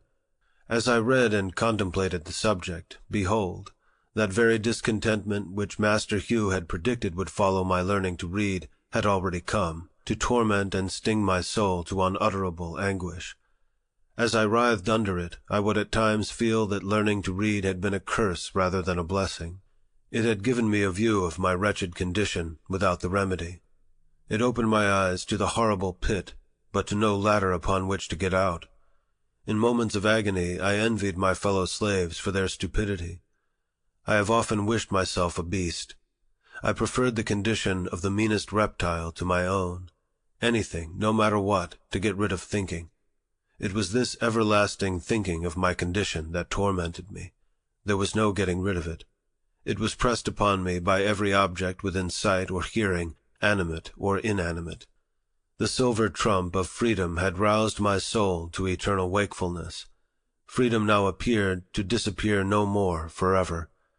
It was heard in every sound and seen in every thing. It was ever present to torment me with a sense of my wretched condition. I saw nothing without seeing it, I heard nothing without hearing it, and felt nothing without feeling it. It looked from every star, it smiled in every calm, breathed in every wind, and moved in every storm. I often found myself regretting my own existence and wishing myself dead. But for the hope of being free, I have no doubt but that I should have killed myself, or done something for which I should have been killed. While in this state of mind, I was eager to hear anyone speak of slavery. I was a ready listener. Every little while I could hear something about the abolitionists. It was some time before I found what the word meant. It was always used in such connections as to make it an interesting word to me. If a slave ran away and succeeded in getting clear, or if a slave killed his master, set fire to a barn, or did anything very wrong in the mind of a slaveholder, it was spoken of as the fruit of abolition. Hearing the word in this connection very often, I set about learning what it meant. The dictionary afforded me little or no help. I found it was the act of abolishing, but then I did not know what was to be abolished. Here I was perplexed. I did not dare to ask anyone about its meaning, for I was satisfied that it was something they wanted me to know very little about. After a patient waiting, I got one of our city papers, containing an account of the number of petitions from the North, praying for the abolition of slavery in the District of Columbia, and of the slave trade between the states.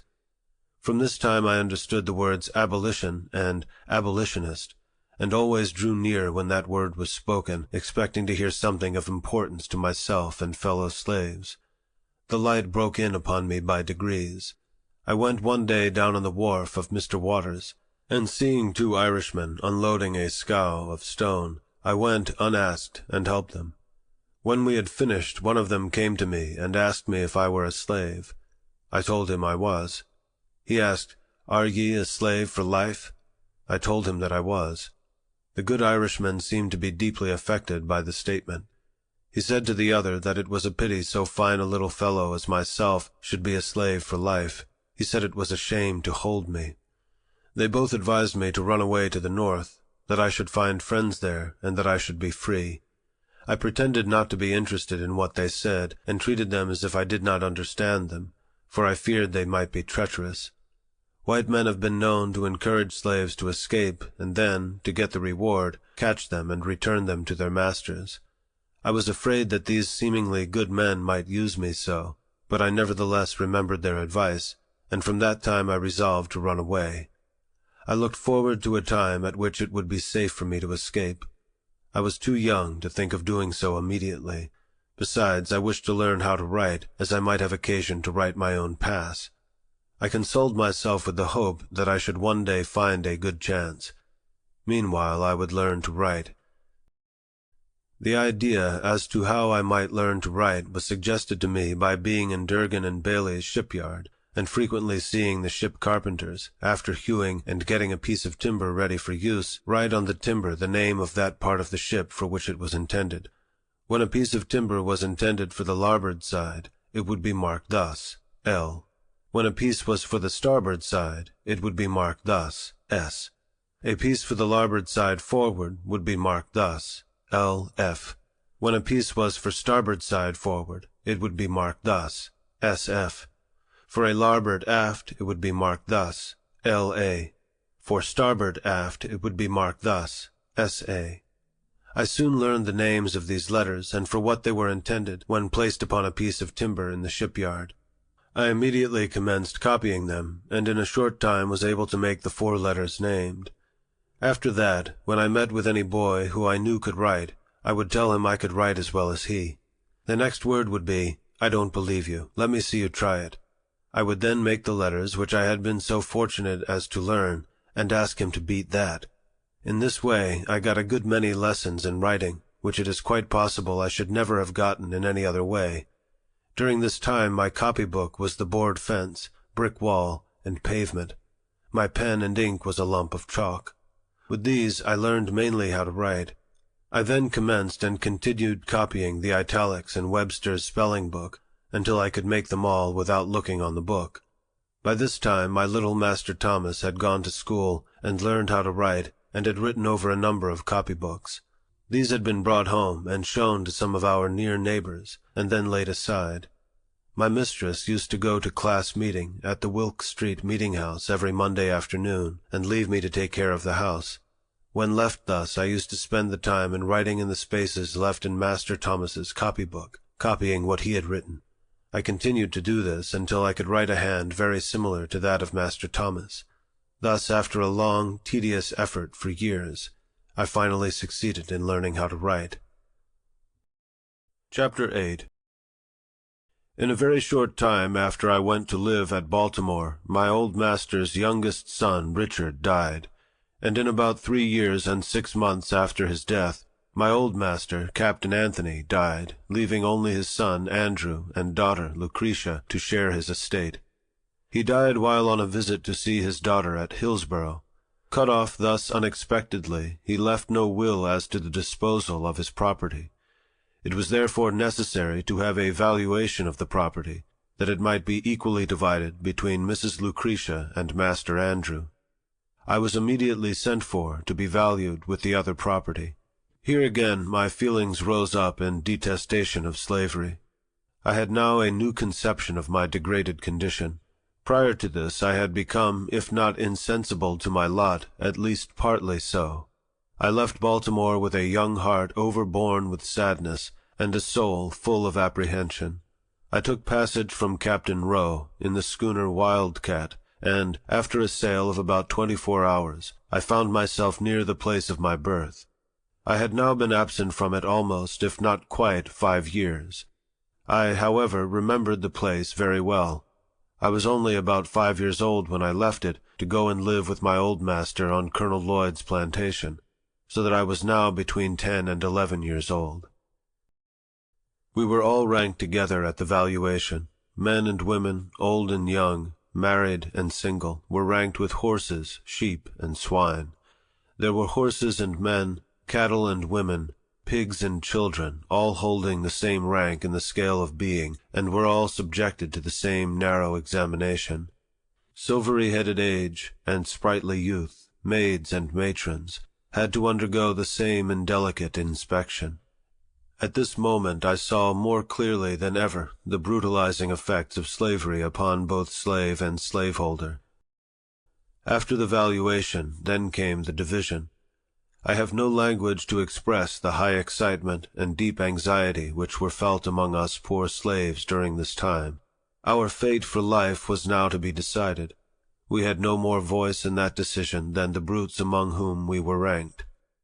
A single word from the white men was enough, against all our wishes, prayers, and entreaties, to sunder forever the dearest friends, dearest kindred, and strongest ties known to human beings. In addition to the pain of separation, there was the horrid dread of falling into the hands of Master Andrew. He was known to us all as being a most cruel wretch, a common drunkard who had, by his reckless mismanagement and profligate dissipation, already wasted a large portion of his father's property. We all felt that we might as well be sold at once to the Georgia traders as to pass into his hands, for we knew that that would be our inevitable condition, a condition held by us all in the utmost horror and dread. I suffered more anxiety than most of my fellow slaves. I had known what it was to be kindly treated. They had known nothing of the kind. They had seen little or nothing of the world. They were, in very deed, men and women of sorrow, and acquainted with grief. Their backs had been made familiar with the bloody lash, so that they had become callous. Mine was yet tender, for while at Baltimore I got few whippings, and few slaves could boast of a kinder master and mistress than myself, and the thought of passing out of their hands into those of Master Andrew, a man who, but a few days before, to give me a sample of his bloody disposition, took my little brother by the throat, threw him to the ground, and with the heel of his boot stamped upon his head till the blood gushed from his nose and ears, was well calculated to make me anxious as to my fate. After he had committed this savage outrage upon my brother, he turned to me and said that that was the way he meant to serve me one of these days, meaning, I suppose, when I came into his possession. Thanks to a kind providence, I fell to the portion of Mrs. Lucretia, and was sent immediately back to Baltimore to live again in the family of Master Hugh. Their joy at my return equaled their sorrow at my departure. It was a glad day to me. I had escaped a worse than lion's jaws. I was absent from Baltimore for the purpose of valuation and division just about 1 month, and it seemed to have been 6. Very soon after my return to Baltimore, my mistress, Lucretia, died, leaving her husband and 1 child, Amanda, and in a very short time after her death, Master Andrew died. Now all the property of my old master, slaves included, was in the hands of strangers, strangers who had had nothing to do with accumulating it. Not a slave was left free. All remained slaves, from the youngest to the oldest.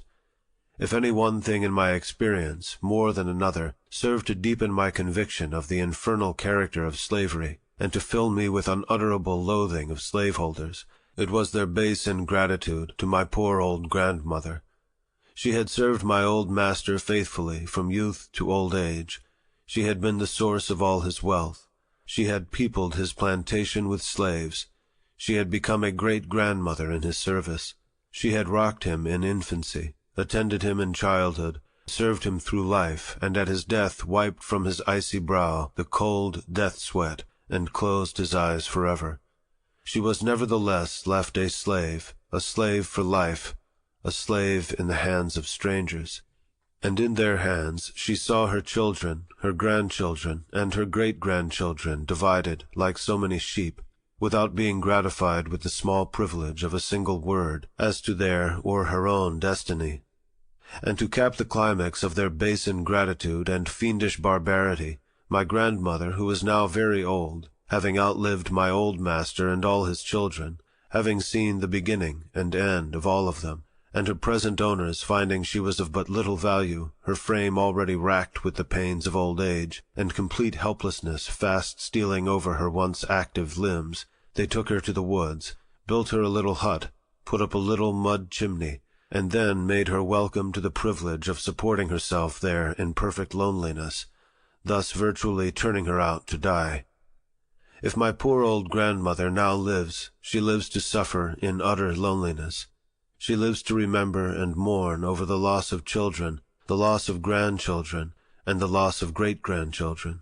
They are, in the language of the slave's poet, Whittier, "Gone, gone, sold and gone, to the rice-swamp dank and lone, where the slave-whip ceaseless swings, where the noisome insect stings, where the fever-demon strews poison with the falling dews, where the sickly sunbeams glare through the hot and misty air. Gone, gone, sold and gone, to the rice-swamp dank and lone, from Virginia hills and waters, woe is me, my stolen daughters." The hearth is desolate. The children, the unconscious children, who once sang and danced in her presence, are gone. She gropes her way in the darkness of age for a drink of water. Instead of the voices of her children, she hears by day the moans of the dove, and by night the screams of the hideous owl. All is gloom. The grave is at her door. And now, when weighed down by the pains and aches of old age, when the head inclines to the feet, when the beginning and ending of human existence meet, and helpless infancy and painful old age combine together, at this time, this most needful time, the time for the exercise of that tenderness and affection which children only can exercise towards a declining parent, my poor old grandmother, the devoted mother of 12 children, is left all alone in yonder little hut before a few dim embers. She stands, she sits, she staggers, she falls, she groans, she dies, and there are none of her children or grandchildren present to wipe from her wrinkled brow the cold sweat of death, or to place beneath the sod her fallen remains. Will not a righteous God visit for these things? In about 2 years after the death of Mrs. Lucretia, Master Thomas married his second wife. Her name was Rowena Hamilton. She was the eldest daughter of Mr. William Hamilton. Master now lived in St. Michael's. Not long after his marriage, a misunderstanding took place between himself and Master Hugh, and as a means of punishing his brother, he took me from him to live with himself at St. Michael's. Here I underwent another most painful separation. It, however, was not so severe as the one I dreaded at the division of property. For during this interval a great change had taken place in Master Hugh and his once kind and affectionate wife. The influence of brandy upon him and of slavery upon her had effected a disastrous change in the characters of both, so that, as far as they were concerned, I thought I had little to lose by the change. But it was not to them that I was attached. It was to those little Baltimore boys that I felt the strongest attachment. I had received many good lessons from them, and was still receiving them, and the thought of leaving them was painful indeed. I was leaving, too, without the hope of ever being allowed to return. Master Thomas had said he would never let me return again. The barrier betwixt himself and brother he considered impassable. I then had to regret that I did not at least make the attempt to carry out my resolution to run away, for the chances of success are tenfold greater from the city than from the country. I sailed from Baltimore for St. Michael's in the sloop Amanda, Captain Edward Dodson.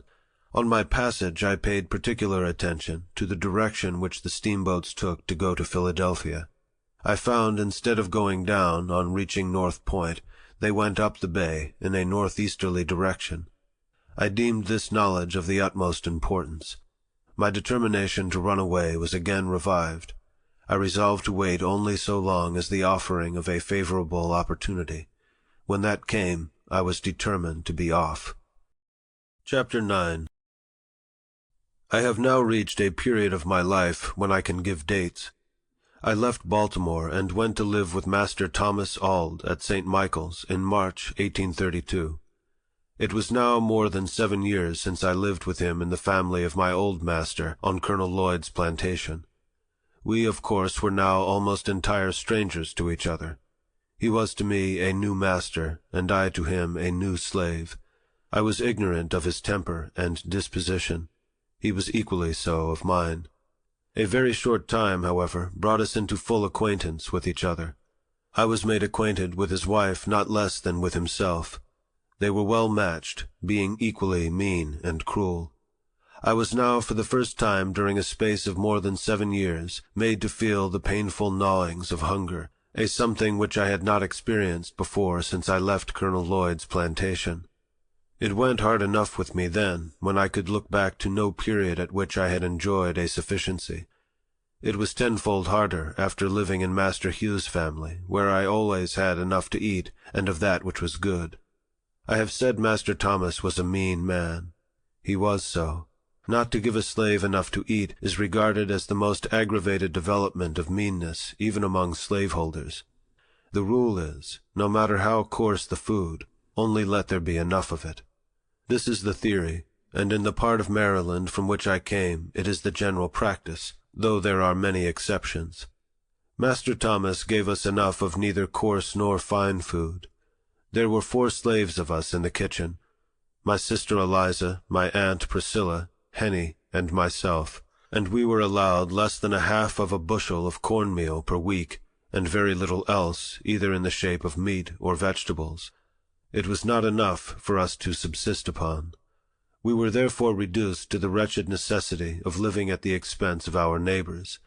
This we did by begging and stealing, whichever came handy in the time of need, the one being considered as legitimate as the other.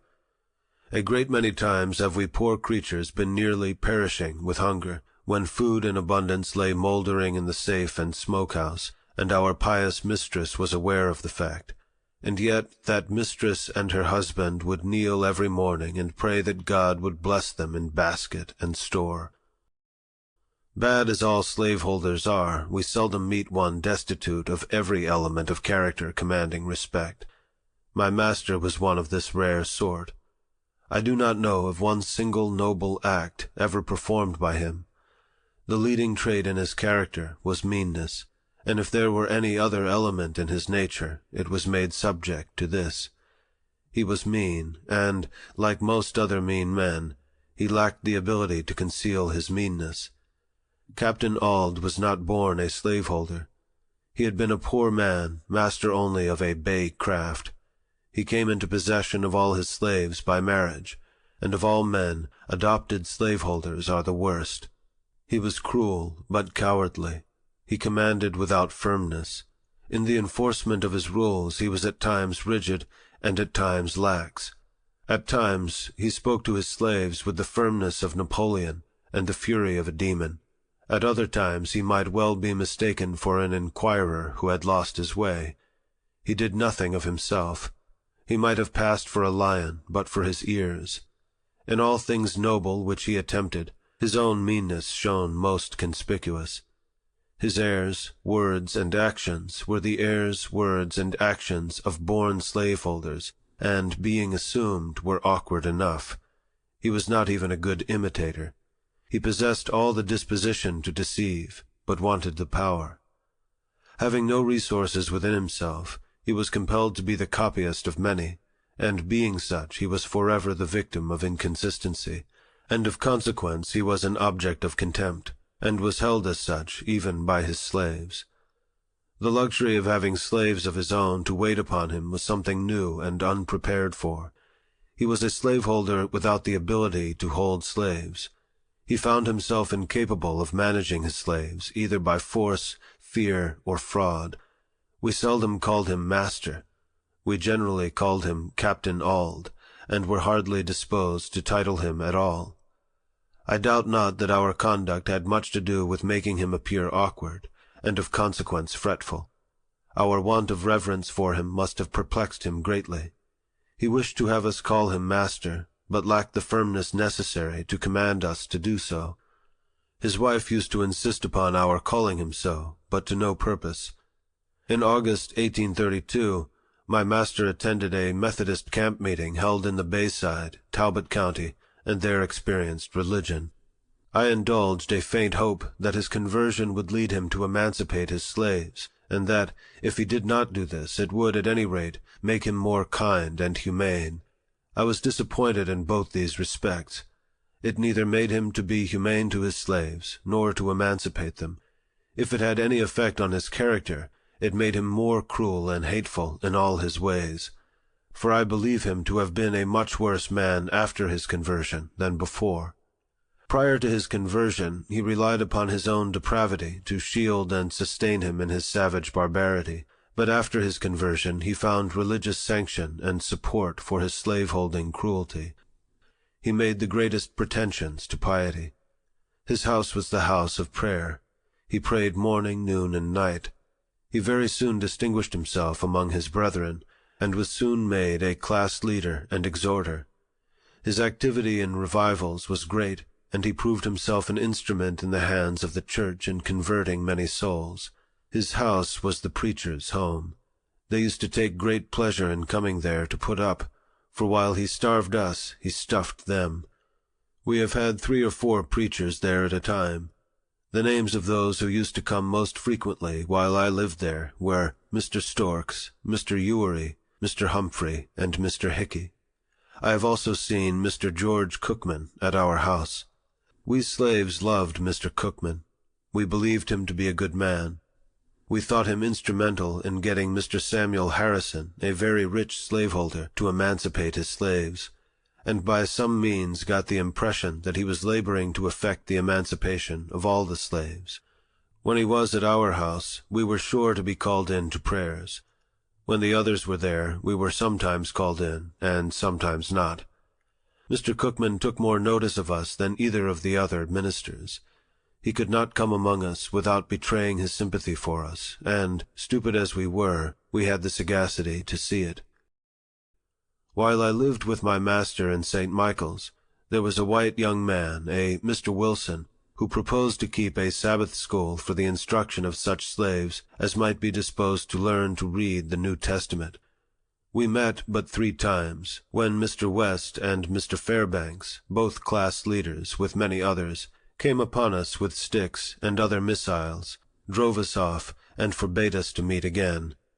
Thus ended our little Sabbath school in the pious town of St. Michael's. I have said my master found religious sanction for his cruelty. As an example, I will state one of many facts going to prove the charge. I have seen him tie up a lame young woman, and whip her with a heavy cowskin upon her naked shoulders, causing the warm, red blood to drip, and, in justification of the bloody deed, he would quote this passage of Scripture: "He that knoweth his master's will, and doeth it not, shall be beaten with many stripes." Master would keep this lacerated young woman tied up in this horrid situation 4 or 5 hours at a time. I have known him to tie her up early in the morning and whip her before breakfast, leave her, go to his store, return at dinner, and whip her again, cutting her in the places already made raw with his cruel lash. The secret of Master's cruelty toward Henny is found in the fact of her being almost helpless. When quite a child, she fell into the fire and burned herself horribly. Her hands were so burnt that she never got the use of them. She could do very little but bear heavy burdens. She was to Master a bill of expense, and as he was a mean man, she was a constant offense to him. He seemed desirous of getting the poor girl out of existence. He gave her away once to his sister, but, being a poor gift, she was not disposed to keep her. Finally, my benevolent master, to use his own words, set her adrift to take care of herself. Here was a recently converted man, holding on upon the mother, and at the same time turning out her helpless child to starve and die. Master Thomas was one of the many pious slaveholders who hold slaves for the very charitable purpose of taking care of them. My master and myself had quite a number of differences. He found me unsuitable to his purpose. My city life, he said, had had a very pernicious effect upon me. It had almost ruined me for every good purpose, and fitted me for everything which was bad. One of my greatest faults was that of letting his horse run away and go down to his father-in-law's farm, which was about 5 miles from St. Michael's. I would then have to go after it. My reason for this kind of carelessness, or carefulness, was that I could always get something to eat when I went there. Master William Hamilton, my master's father-in-law, always gave his slaves enough to eat. I never left there hungry, no matter how great the need of my speedy return. Master Thomas at length said he would stand it no longer. I had lived with him 9 months, during which time he had given me a number of severe whippings, all to no good purpose. He resolved to put me out, as he said, to be broken, and, for this purpose, he let me for 1 year to a man named Edward Covey. Mr. Covey was a poor man, a farm renter. He rented the place upon which he lived, as also the hands with which he tilled it. Mr. Covey had acquired a very high reputation for breaking young slaves, and this reputation was of immense value to him. It enabled him to get his farm tilled with much less expense to himself than he could have had it done without such a reputation. Some slaveholders thought it not much loss to allow Mr. Covey to have their slaves 1 year, for the sake of the training to which they were subjected, without any other compensation. He could hire young help with great ease, in consequence of this reputation. Added to the natural good qualities of Mr. Covey, he was a professor of religion, a pious soul, a member and a class leader in the Methodist Church. All of this added weight to this reputation as a nigger breaker. I was aware of all the facts, having been made acquainted with them by a young man who had lived there. I nevertheless made the change gladly, for I was sure of getting enough to eat, which is not the smallest consideration to a hungry man. Chapter 10. I left Master Thomas's house and went to live with Mr. Covey on the 1st of January, 1833. I was now, for the first time in my life, a field hand. In my new employment I found myself even more awkward than a country boy appeared to be in a large city. I had been at my new home but 1 week before Mr. Covey gave me a very severe whipping, cutting my back, causing the blood to run, and raising ridges on my flesh as large as my little finger. The details of this affair are as follows. Mr. Covey sent me, very early in the morning of one of our coldest days in the month of January, to the woods, to get a load of wood. He gave me a team of unbroken oxen. He told me which was the in-hand ox, and which the off-hand one.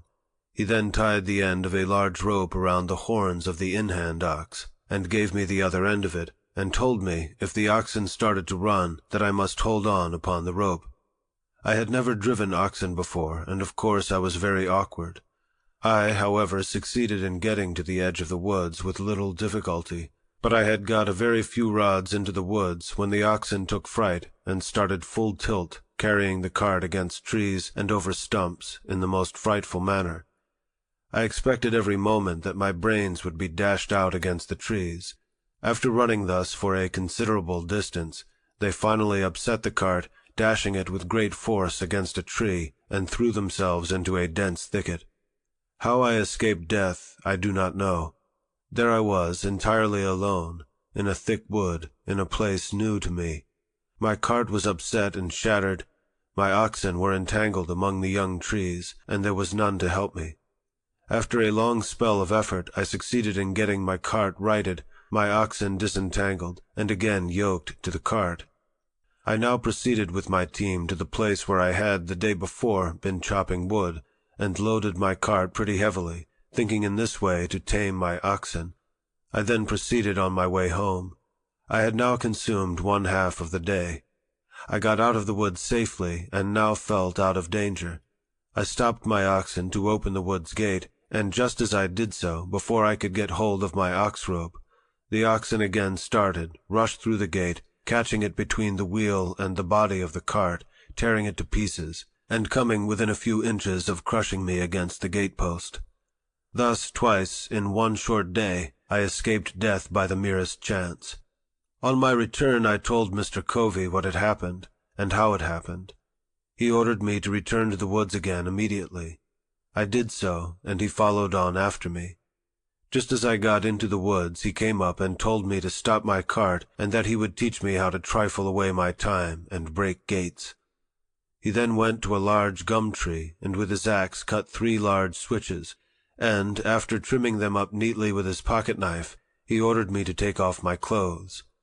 I made him no answer, but stood with my clothes on. He repeated his order. I still made him no answer, nor did I move to strip myself. Upon this he rushed at me with the fierceness of a tiger, tore off my clothes, and lashed me till he had worn out his switches, cutting me so savagely as to leave the marks visible for a long time after. This whipping was the first of a number just like it, and for similar offenses. I lived with Mr. Covey 1 year. During the first 6 months of that year, scarce a week passed without his whipping me. I was seldom free from a sore back. My awkwardness was almost always his excuse for whipping me. We were worked fully up to the point of endurance. Long before day we were up, our horses fed, and by the first approach of day we were off to the field with our hoes and plowing teams. Mr. Covey gave us enough to eat, but scarce time to eat it. We were often less than 5 minutes taking our meals. We were often in the field from the first approach of day till its last lingering ray had left us, and at saving fodder time, midnight often caught us in the field, binding blades. Covey would be out with us. The way he used to stand it was this. He would spend the most of his afternoons in bed. He would then come out fresh in the evening, ready to urge us on with his words, example, and frequently with the whip. Mr. Covey was one of the few slaveholders who could and did work with his hands. He was a hard-working man. He knew by himself just what a man or a boy could do. There was no deceiving him. His work went on in his absence almost as well as in his presence, and he had the faculty of making us feel that he was ever present with us. This he did by surprising us. He seldom approached the spot where we were at work openly, if he could do it secretly. He always aimed at taking us by surprise. Such was his cunning that we used to call him, among ourselves, the snake. When we were at work in the cornfield, he would sometimes crawl on his hands and knees to avoid detection, and all at once he would rise nearly in our midst and scream out, "Ha ha! Come, come! Dash on! Dash on!" This being his mode of attack, it was never safe to stop a single minute. His comings were like a thief in the night. He appeared to us as being ever at hand. He was under every tree, behind every stump, in every bush, and at every window on the plantation. He would sometimes mount his horse as if bound to St. Michael's, a distance of 7 miles, and in half an hour afterwards you would see him coiled up in the corner of the wood fence, watching every motion of the slaves. He would, for this purpose, leave his horse tied up in the woods. Again, he would sometimes walk up to us, and give us orders as though he was upon the point of starting on a long journey, turn his back upon us, and make as though he was going to the house to get ready, and, before he would get halfway thither, he would turn short and crawl into a fence corner or behind some tree, and there watch us till the going down of the sun. Mr. Covey's forte consisted in his power to deceive. His life was devoted to planning and perpetrating the grossest deceptions. Everything he possessed in the shape of learning or religion he made conform to his disposition to deceive. He seemed to think himself equal to deceiving the Almighty. He would make a short prayer in the morning and a long prayer at night, and, strange as it may seem, few men would at times appear more devotional than he. The exercises of his family devotions were always commenced with singing, and as he was a very poor singer himself, the duty of raising the hymn generally came upon me. He would read his hymn, and nod at me to commence. I would at times do so, at others I would not. My non-compliance would almost always produce much confusion.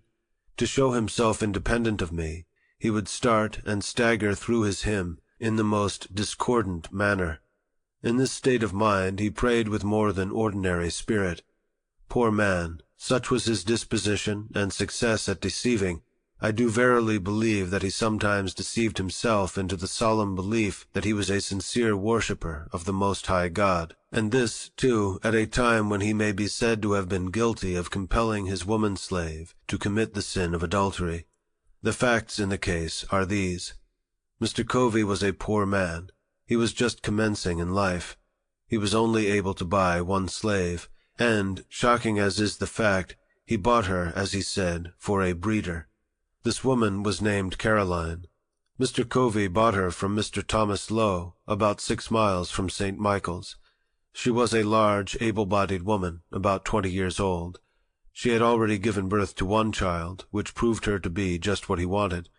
After buying her, he hired a married man of Mr. Samuel Harrison to live with him 1 year, and him he used to fasten up with her every night. The result was that, at the end of the year, the miserable woman gave birth to twins. At this result Mr. Covey seemed to be highly pleased, both with the man and the wretched woman. Such was his joy, and that of his wife, that nothing they could do for Caroline during her confinement was too good or too hard to be done. The children were regarded as being quite an addition to his wealth. If at any one time of my life, more than another, I was made to drink the bitterest dregs of slavery, that time was during the first 6 months of my stay with Mr. Covey. We were worked in all weathers. It was never too hot or too cold. It could never rain, blow, hail, or snow too hard for us to work in the field. Work, work, work was scarcely more the order of the day than of the night. The longest days were too short for him, and the shortest nights too long for him. I was somewhat unmanageable when I first went there, but a few months of this discipline tamed me. Mr. Covey succeeded in breaking me. I was broken in body, soul, and spirit. My natural elasticity was crushed, my intellect languished, the disposition to read departed, the cheerful spark that lingered about my eye died. The dark night of slavery closed in upon me, and behold, a man transformed into a brute. Sunday was my only leisure time. I spent this in a sort of beast-like stupor between sleep and wake under some large tree. At times I would rise up, a flash of energetic freedom would dart through my soul, accompanied with a faint beam of hope that flickered for a moment and then vanished. I sank down again, mourning over my wretched condition. I was sometimes prompted to take my life, and that of Covey, but was prevented by a combination of hope and fear. My sufferings on this plantation seem now like a dream rather than a stern reality. Our house stood within a few rods of the Chesapeake Bay, whose broad bosom was ever white with sails from every quarter of the habitable globe. Those beautiful vessels, robed in purest white, so delightful to the eye of freemen, were to me so many shrouded ghosts, to terrify and torment me with thoughts of my wretched condition. I have often, in the deep stillness of a summer's Sabbath, stood all alone upon the lofty banks of that noble bay, and traced, with saddened heart and tearful eye, the countless number of sails moving off to the mighty ocean. The sight of these always affected me powerfully. My thoughts would compel utterance, and there, with no audience but the Almighty, I would pour out my soul's complaint in my rude way, with an apostrophe to the moving multitude of ships. You are loosed from your moorings and are free. I am fast in my chains and am a slave. You move merrily before the gentle gale, and I sadly before the bloody whip. You are freedom's swift-winged angels that fly round the world. I am confined in bands of iron. Oh, that I were free! Oh, that I were on one of your gallant decks, and under your protective wing! Alas! Betwixt me and you the turbid waters roll. Go on, go on. Oh, that I could also go, could I but swim, if I could fly. Oh, why was I born a man, of whom to make a brute? The glad ship is gone, she hides in the dim distance. I am left in the hottest hell of unending slavery. Oh, God, save me. God, deliver me. Let me be free. Is there any God? Why am I a slave? I will run away. I will not stand it. Get caught or get clear, I'll try it. I had as well die with ague as the fever. I have only one life to lose. I had as well be killed running as die standing. Only think of it, 100 miles straight north and I am free. Try it? Yes. God helping me, I will. It cannot be that I shall live and die a slave. I will take to the water.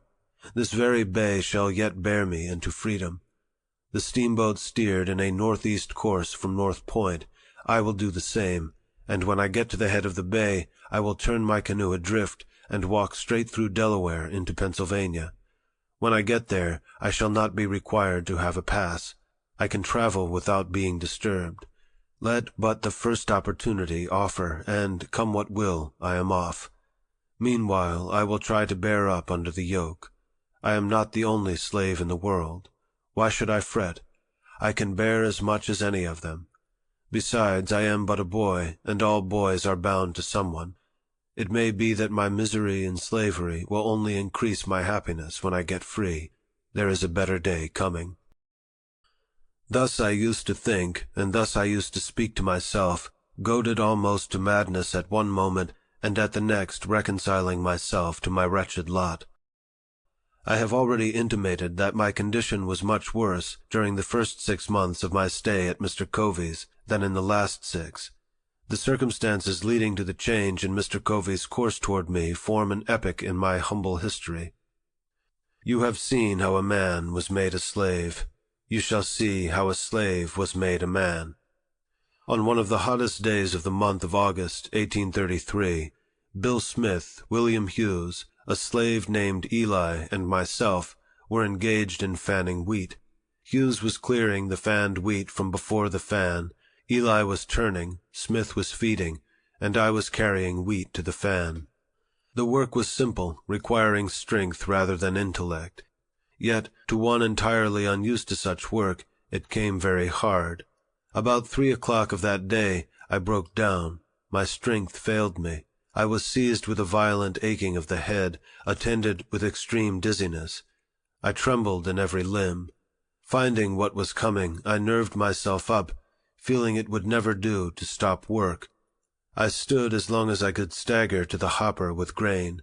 When I could stand no longer, I fell, and felt as if held down by an immense weight. The fan, of course, stopped. Everyone had his own work to do, and no one could do the work of the other and have his own go on at the same time. Mr. Covey was at the house about 100 yards from the treading yard where we were fanning. On hearing the fan stop, he left immediately and came to the spot where we were. He hastily inquired what the matter was. Bill answered that I was sick, and there was no one to bring wheat to the fan. I had by this time crawled away under the side of the post and rail fence by which the yard was enclosed, hoping to find relief by getting out of the sun. He then asked where I was. He was told by one of the hands. He came to the spot, and, after looking at me a while, asked me what was the matter. I told him as well as I could, for I scarce had strength to speak. He then gave me a savage kick in the side, and told me to get up. I tried to do so, but fell back in the attempt. He gave me another kick, and again told me to rise. I again tried, and succeeded in gaining my feet, but, stooping to get the tub with which I was feeding the fan, I again staggered and fell. While down in this situation, Mr. Covey took up the hickory slat with which Hughes had been striking off the half-bushel measure, and with it gave me a heavy blow upon the head, making a large wound, and the blood ran freely, and with this again told me to get up. I made no effort to comply, having now made up my mind to let him do his worst. In a short time after receiving this blow, my head grew better. Mr. Covey had now left me to my fate. At this moment I resolved, for the first time, to go to my master, enter a complaint, and ask his protection. In order to do this, I must that afternoon walk 7 miles, and this, under the circumstances, was truly a severe undertaking. I was exceedingly feeble, made so as much by the kicks and blows which I received, as by the severe fit of sickness to which I had been subjected. I, however, watched my chance while Covey was looking in an opposite direction, and started for St. Michael's. I succeeded in getting a considerable distance on my way to the woods, when Covey discovered me and called after me to come back, threatening what he would do if I did not come. I disregarded both his calls and his threats, and made my way to the woods as fast as my feeble state would allow, and thinking I might be overhauled by him if I kept the road, I walked through the woods, keeping far enough from the road to avoid detection, and near enough to prevent losing my way. I had not gone far before my little strength again failed me. I could go no further. I fell down and lay for a considerable time. The blood was yet oozing from the wound on my head.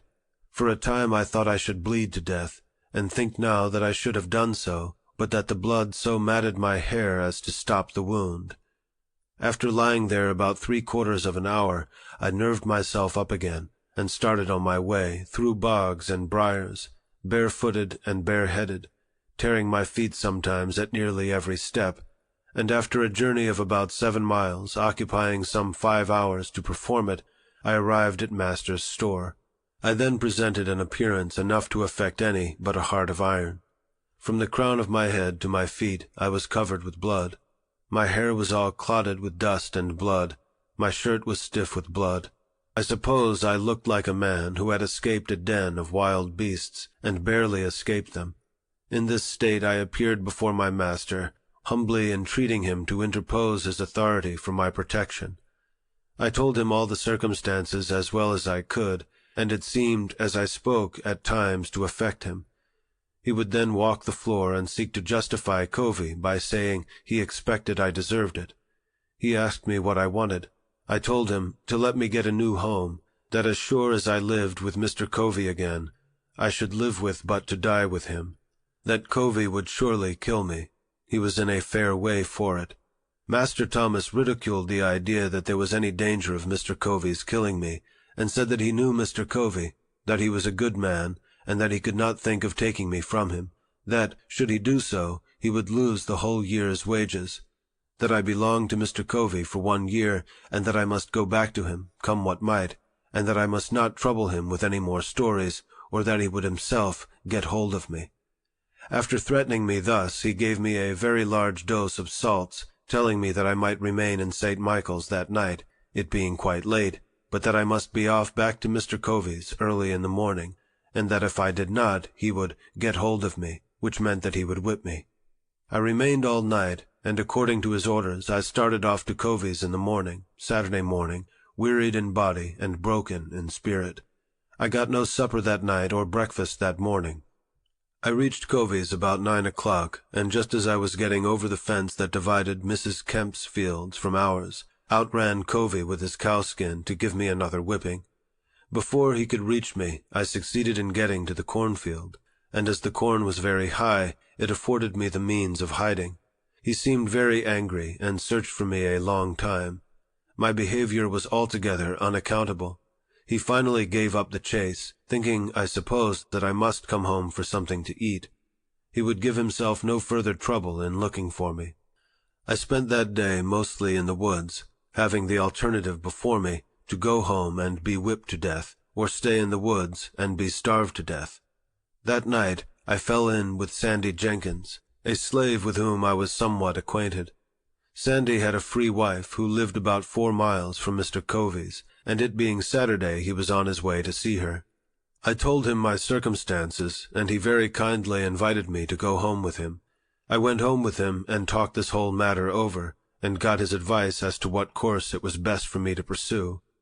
I found Sandy an old adviser.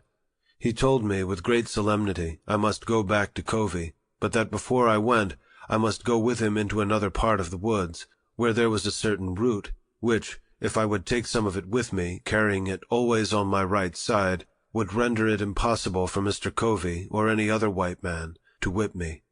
He said he had carried it for years, and since he had done so, he had never received a blow, and never expected to while he carried it. I at first rejected the idea that the simple carrying of a root in my pocket would have any such effect as he had said, and was not disposed to take it. But Sandy impressed the necessity with much earnestness, telling me it could do no harm if it did no good. To please him, I at length took the root, and, according to his direction, carried it upon my right side. This was Sunday morning. I immediately started for home, and upon entering the yard gate, out came Mr. Covey on his way to meeting. He spoke to me very kindly, bade me drive the pigs from a lot near by, and passed on towards the church. Now, this singular conduct of Mr. Covey really made me begin to think that there was something in the root which Sandy had given me, and had it been on any other day than Sunday, I could have attributed the conduct to no other cause than the influence of that root, and as it was, I was half inclined to think the root to be something more than I at first had taken it to be. All went well till Monday morning. On this morning the virtue of the root was fully tested. Long before daylight, I was called to go and rub, carry, and feed the horses. I obeyed, and was glad to obey. But whilst thus engaged, whilst in the act of throwing down some blades from the loft, Mr. Covey entered the stable with a long rope, and just as I was half out of the loft, he caught hold of my legs, and was about tying me. As soon as I found what he was up to, I gave a sudden spring, and as I did so, he holding to my legs, I was brought sprawling on the stable floor. Mr. Covey seemed now to think he had me, and could do what he pleased. But at this moment, from whence came the spirit, I don't know, I resolved to fight, and, suiting my action to the resolution, I seized Covey hard by the throat, and as I did so, I rose. He held on to me, and I to him. My resistance was so entirely unexpected that Covey seemed taken all aback. He trembled like a leaf. This gave me assurance, and I held him uneasy, causing the blood to run where I touched him with the ends of my fingers. Mr. Covey soon called out to Hughes for help. Hughes came, and, while Covey held me, attempted to tie my right hand. While he was in the act of doing so, I watched my chance, and gave him a heavy kick close under the ribs. This kick fairly sickened Hughes, so that he left me in the hands of Mr. Covey. This kick had the effect of not only weakening Hughes, but Covey also. When he saw Hughes bending over with pain, his courage quailed. He asked me if I meant to persist in my resistance. I told him I did, come what might, that he had used me like a brute for 6 months, and that I was determined to be used so no longer. With that, he strove to drag me to a stick that was lying just out of the stable door. He meant to knock me down.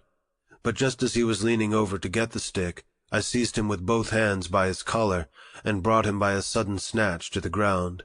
By this time, Bill came. Covey called upon him for assistance. Bill wanted to know what he could do. Covey said, "Take hold of him, take hold of him." Bill said his master hired him out to work, and not to help to whip me.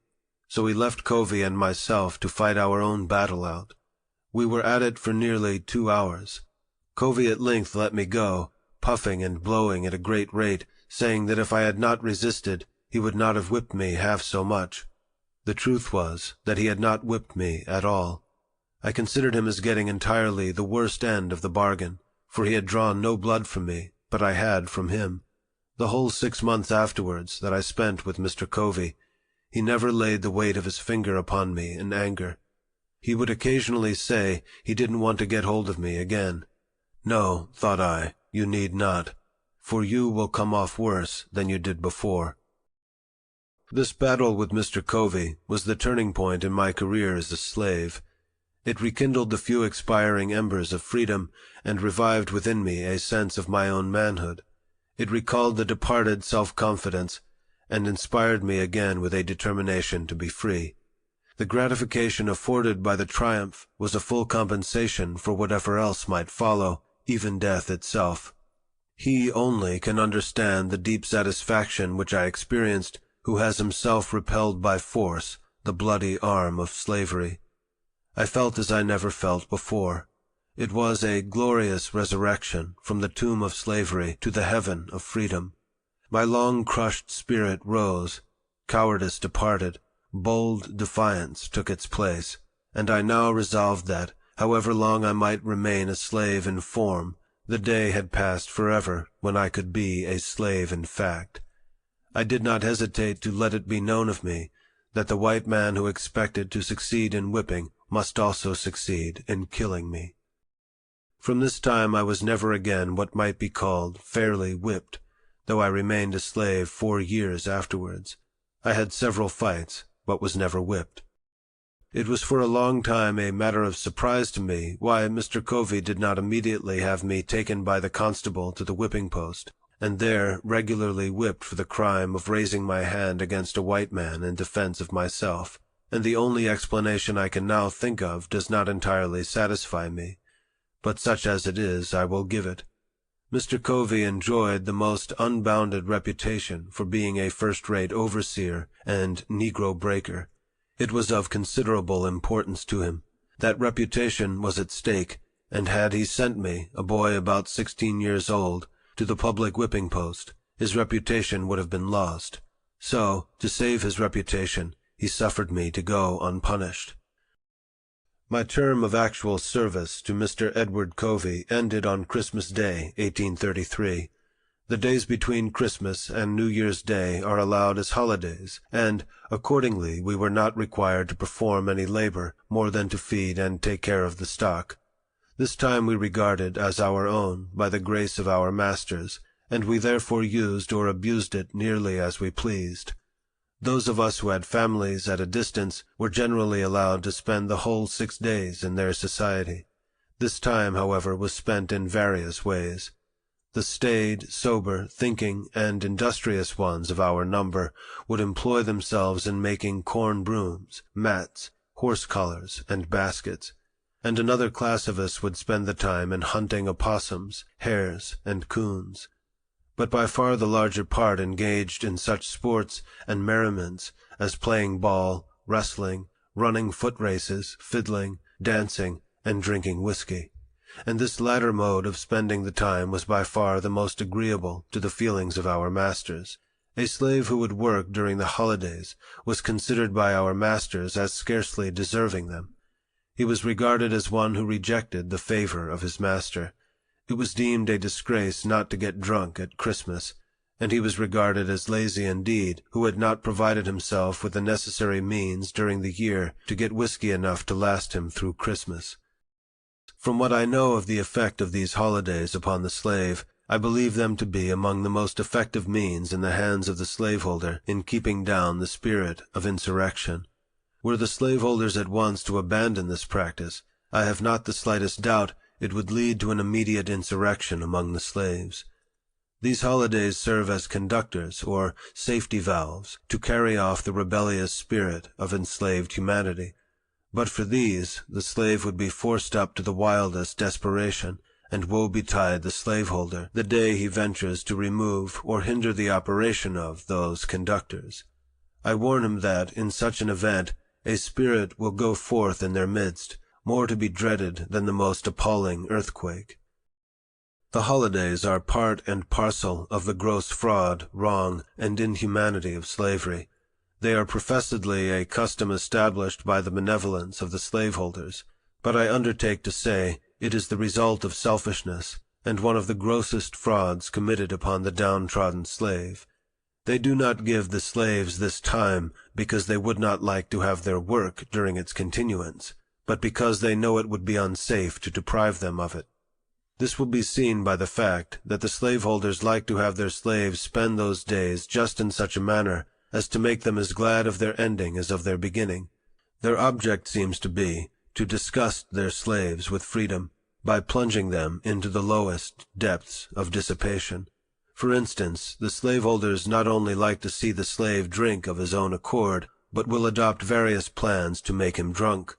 One plan is to make bets on their slaves as to who can drink the most whiskey without getting drunk, and in this way they succeed in getting whole multitudes to drink to excess.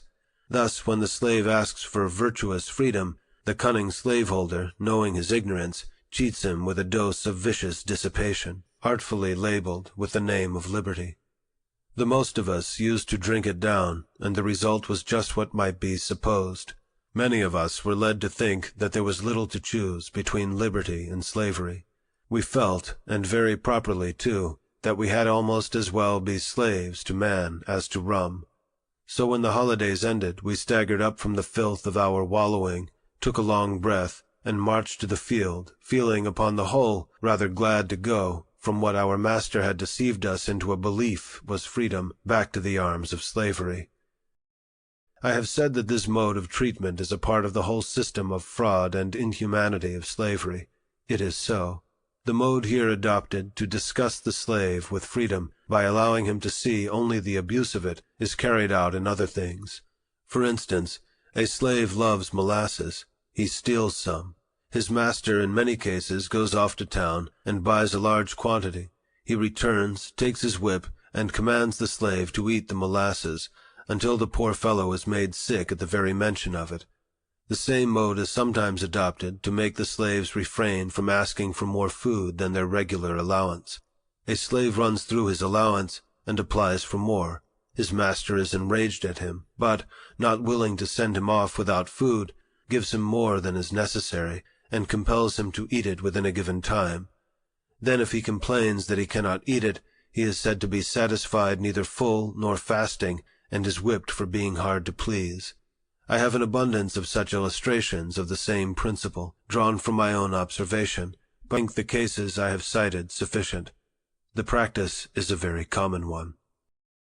On the 1st of January, 1834, I left Mr. Covey and went to live with Mr. William Freeland, who lived about 3 miles from St. Michael's.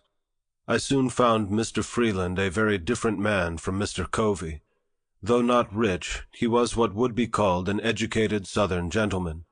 Mr. Covey, as I have shown, was a well-trained Negro breaker and slave driver. The former, slaveholder though he was, seemed to possess some regard for honor, some reverence for justice, and some respect for humanity. The latter seemed totally insensible to all such sentiments. Mr. Freeland had many of the faults peculiar to slaveholders, such as being very passionate and fretful, but I must do him the justice to say that he was exceedingly free from those degrading vices to which Mr. Covey was constantly addicted. The one was open and frank, and we always knew where to find him. The other was a most artful deceiver, and could be understood only by such as were skillful enough to detect his cunningly devised frauds. Another advantage I gained in my new master was, he made no pretensions to, or profession of, religion, and this, in my opinion, was truly a great advantage. I assert most unhesitatingly that the religion of the South is a mere covering for the most horrid crimes, a justifier of the most appalling barbarity, a sanctifier of the most hateful frauds, and a dark shelter under which the darkest, foulest, grossest, and most infernal deeds of slaveholders find the strongest protection. Were I to be again reduced to the chains of slavery, next to that enslavement, I should regard being the slave of a religious master the greatest calamity that could befall me, for of all slaveholders with whom I have ever met, religious slaveholders are the worst. I have ever found them the meanest and basest, the most cruel and cowardly of all others. It was my unhappy lot not only to belong to a religious slaveholder, but to live in a community of such religionists. Very near Mr. Freeland lived the Reverend Daniel Whedon, and in the same neighborhood lived the Reverend Rigby Hopkins. These were members and ministers in the Reformed Methodist Church. Mr. Whedon owned, among others, a woman slave whose name I have forgotten. This woman's back, for weeks, was kept literally raw. made so by the lash of this merciless, religious wretch. He used to hire hands. His maxim was, behave well or behave ill. It is the duty of a master occasionally to whip a slave, to remind him of his master's authority. Such was his theory, and such was his practice. Mr. Hopkins was even worse than Mr. Whedon. His chief boast was his ability to manage slaves. The peculiar feature of his government was that of whipping slaves in advance of deserving it. He always managed to have one or more of his slaves to whip every Monday morning. He did this to alarm their fears and strike terror into those who escaped.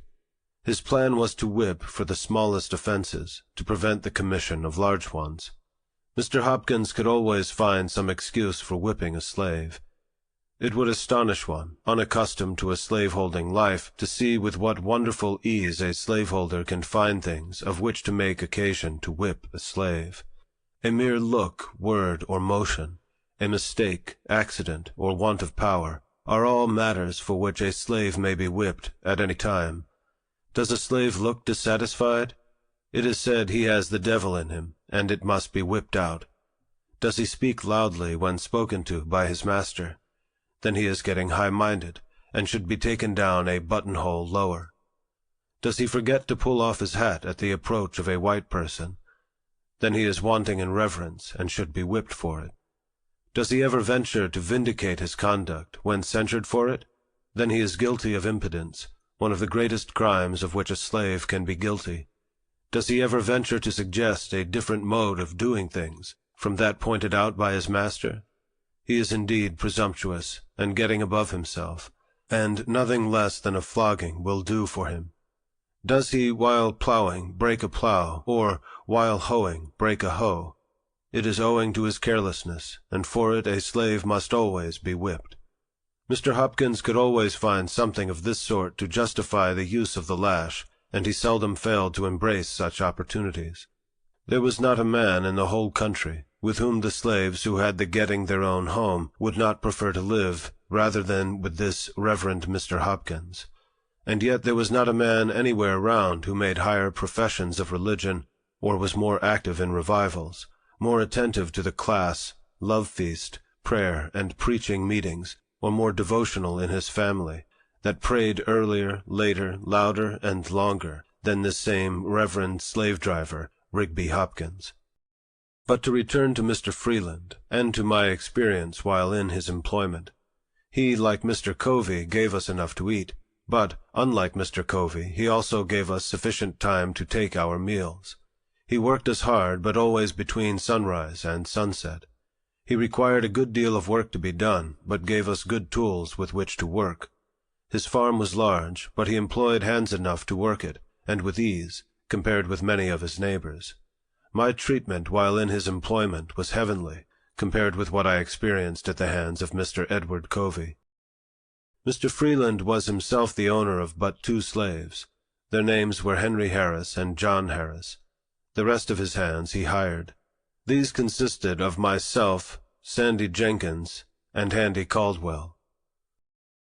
Henry and John were quite intelligent, and in a very little while after I went there, I succeeded in creating in them a strong desire to learn how to read. This desire soon sprang up in the others also. They very soon mustered up some old spelling books, and nothing would do but that I must keep a Sabbath school.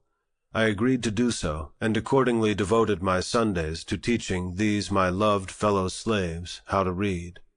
Neither of them knew his letters when I went there. Some of the slaves of the neighboring farms found what was going on, and also availed themselves of this little opportunity to learn to read. It was understood among all who came that there must be as little display about it as possible. It was necessary to keep our religious masters at St. Michael's unacquainted with the fact that, instead of spending the Sabbath in wrestling, boxing, and drinking whiskey, we were trying to learn how to read the will of God, for they had much rather see us engaged in those degrading sports than to see us behaving like intellectual, moral, and accountable beings.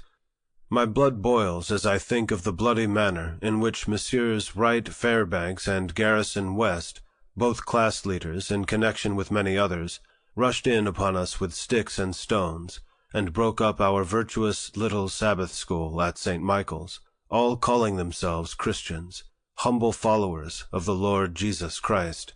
But I am again digressing.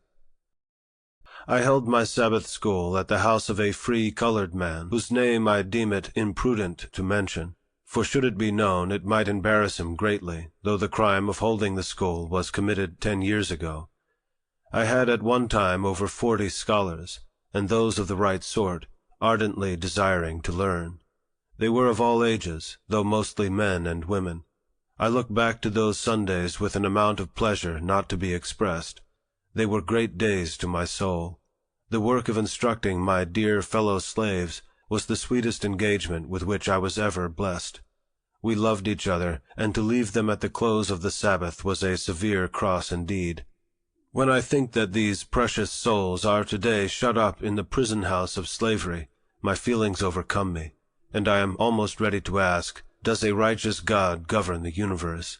And for what does he hold the thunders in his right hand, if not to smite the oppressor and deliver the spoiled out of the hand of the spoiler? These dear souls came not to Sabbath school because it was popular to do so, nor did I teach them because it was reputable to be thus engaged. Every moment they spent in that school, they were liable to be taken up and given 39 lashes.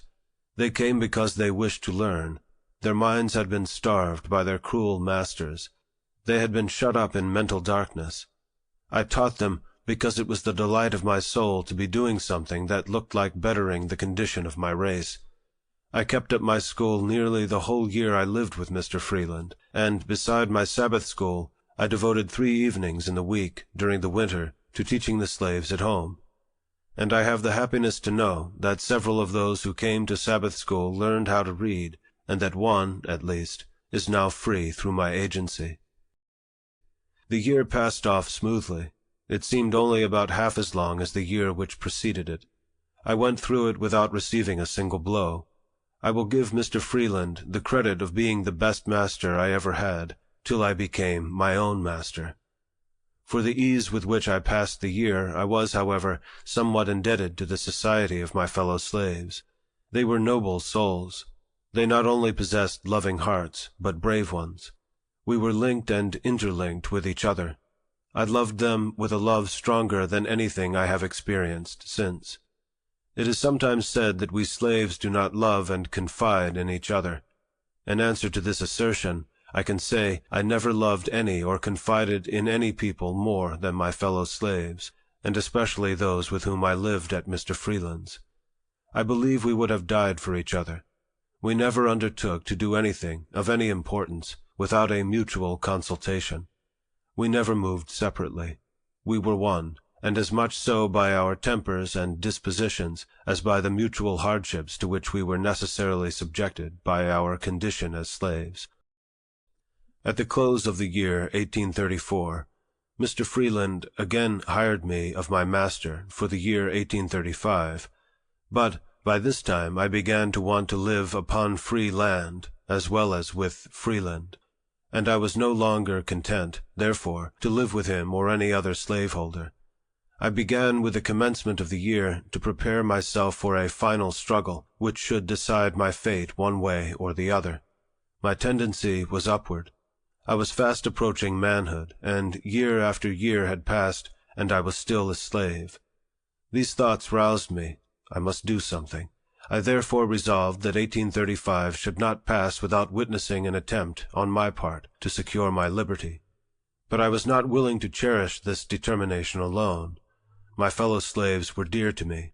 I was anxious to have them participate with me in this, my life-giving determination. I therefore, though with great prudence, commenced early to ascertain their views and feelings in regard to their condition, and to imbue their minds with thoughts of freedom. I bent myself to devising ways and means for our escape, and meanwhile strove, on all fitting occasions, to impress them with the gross fraud and inhumanity of slavery. I went first to Henry, next to John, then to the others. I found in them all warm hearts and noble spirits. They were ready to hear and ready to act when a feasible plan should be proposed. This was what I wanted. I talked to them of our want of manhood, if we submitted to our enslavement without at least one noble effort to be free. We met often, and consulted frequently, and told our hopes and fears, recounted the difficulties, real and imagined, which we should be called on to meet. At times we were almost disposed to give up, and try to content ourselves with our wretched lot. At others we were firm and unbending in our determination to go. Whenever we suggested any plan, there was shrinking, the odds were fearful. Our path was beset with the greatest obstacles, and if we succeeded in gaining the end of it, our right to be free was yet questionable. We were yet liable to be returned to bondage. We could see no spot, this side of the ocean, where we could be free. We knew nothing about Canada. Our knowledge of the North did not extend farther than New York, and to go there and be forever harassed with the frightful liability of being returned to slavery, with the certainty of being treated tenfold worse than before, the thought was truly a horrible one, and one which it was not easy to overcome. The case sometimes stood thus. At every gate through which we were to pass we saw a watchman, at every ferry a guard, on every bridge a sentinel, and in every wood a patrol. We were hemmed in upon every side. Here were the difficulties, real or imagined, the good to be sought, and the evil to be shunned. On the one hand, there stood slavery, a stern reality, glaring frightfully upon us, its robes already crimsoned with the blood of millions, and even now feasting itself greedily upon our own flesh. On the other hand, away back in the dim distance, under the flickering light of the North Star, behind some craggy hill or snow-covered mountain, stood a doubtful freedom, half frozen, beckoning us to come and share its hospitality. This in itself was sometimes enough to stagger us, but when we permitted ourselves to survey the road, we were frequently appalled. Upon either side we saw grim death, assuming the most horrid shapes. Now it was starvation, causing us to eat our own flesh. Now we were contending with the waves, and were drowned. Now we were overtaken and torn to pieces by the fangs of the terrible bloodhound. We were stung by scorpions, chased by wild beasts, bitten by snakes, and finally, after having nearly reached the desired spot, after swimming rivers, encountering wild beasts, sleeping in the woods, suffering hunger and nakedness, we were overtaken by our pursuers, and in our resistance we were shot dead upon the spot. I say, this picture sometimes appalled us, and made us rather bear those ills we had, than fly to others that we knew not of.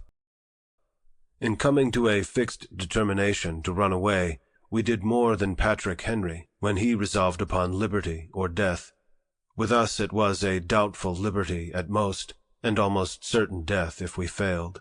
For my part, I should prefer death to hopeless bondage. Sandy, one of our number, gave up the notion, but still encouraged us. Our company then consisted of Henry Harris, John Harris, Henry Bailey, Charles Roberts, and myself. Henry Bailey was my uncle and belonged to my master. Charles married my aunt. He belonged to my master's father-in-law, Mr. William Hamilton. The plan we finally concluded upon was to get a large canoe belonging to Mr. Hamilton, and upon the Saturday night previous to Easter holidays, paddle directly up the Chesapeake Bay.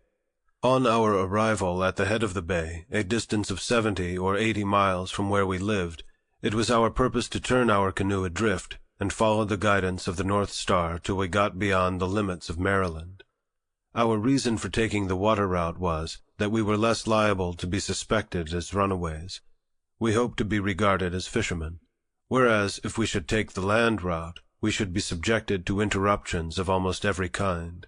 Anyone having a white face and being so disposed could stop us and subject us to examination. The week before our intended start, I wrote several protections, one for each of us. As well as I can remember, they were in the following words, to wit: "This is to certify that I, the undersigned, have given the bearer, my servant, full liberty to go to Baltimore and spend the Easter holidays. Written with mine own hand, etc., 1835. William Hamilton, near St. Michael's, in Talbot County, Maryland." We were not going to Baltimore, but in going up the bay, we went toward Baltimore, and these protections were only intended to protect us while on the bay. As the time drew near for our departure, our anxiety became more and more intense. It was truly a matter of life and death with us. The strength of our determination was about to be fully tested. At this time I was very active in explaining every difficulty, removing every doubt, dispelling every fear, and inspiring all with the firmness indispensable to success in our undertaking, assuring them that half was gained the instant we made the move. We had talked long enough. We were now ready to move. If not now, we never should be. And if we did not intend to move now, we had as well fold our arms, sit down, and acknowledge ourselves fit only to be slaves. This none of us were prepared to acknowledge. Every man stood firm, and at our last meeting we pledged ourselves afresh, in the most solemn manner, that, at the time appointed, we would certainly start in pursuit of freedom. This was in the middle of the week, at the end of which we were to be off. We went as usual to our several fields of labor, but with bosoms highly agitated with thoughts of our truly hazardous undertaking. We tried to conceal our feelings as much as possible, and I think we succeeded very well. After a painful waiting, the Saturday morning, whose night was to witness our departure, came. I hailed it with joy, bring what of sadness it might. Friday night was a sleepless one for me. I probably felt more anxious than the rest because I was, by common consent, at the head of the whole affair. The responsibility of success or failure lay heavily upon me. The glory of the one and the confusion of the other were alike mine. The first 2 hours of that morning were such as I never experienced before, and hope never to again. Early in the morning we went, as usual, to the field. We were spreading manure, and all at once, while thus engaged, I was overwhelmed with an indescribable feeling, in the fullness of which I turned to Sandy, who was near by, and said, "We are betrayed." "Well," said he, "that thought has this moment struck me." We said no more. I was never more certain of anything. The horn was blown as usual, and we went up from the field to the house for breakfast. I went for the form more than for want of anything to eat that morning. Just as I got to the house, and looking out at the lane gate, I saw 4 white men with 2 colored men. The white men were on horseback, and the colored ones were walking behind, as if tied. I watched them a few moments till they got up to our lane gate. Here they halted, and tied the colored men to the gate-post. I was not yet certain as to what the matter was. In a few moments in rode Mr. Hamilton, with speed betokening great excitement. He came to the door and inquired if Master William was in. He was told he was at the barn. Mr. Hamilton, without dismounting, rode up to the barn with extraordinary speed. In a few moments he and Mr. Freeland returned to the house. By this time the 3 constables rode up, and in great haste dismounted, tied their horses, and met Master William and Mr. Hamilton returning from the barn. And after talking a while, they all walked up to the kitchen door. There was no one in the kitchen but myself and John. Henry and Sandy were up at the barn. Mr. Freeland put his head in at the door, and called me by name, saying there were some gentlemen at the door who wished to see me. I stepped to the door and inquired what they wanted. They at once seized me, and without giving me any satisfaction, tied me, lashing my hands closely together. I insisted upon knowing what the matter was. They at length said that they had learned I had been in a scrape, and that I was to be examined before my master, and if their information proved false, I should not be hurt. In a few moments they succeeded in tying John. They then turned to Henry, who had by this time returned, and commanded him to cross his hands. "I won't," said Henry, in a firm tone, indicating his readiness to meet the consequences of his refusal. "Won't you?" said Tom Graham, the constable. "No, I won't," said Henry, in a still stronger tone.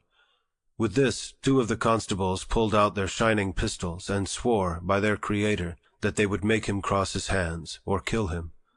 Each cocked his pistol, and, with fingers on the trigger, walked up to Henry, saying at the same time, if he did not cross his hands, they would blow his damned heart out.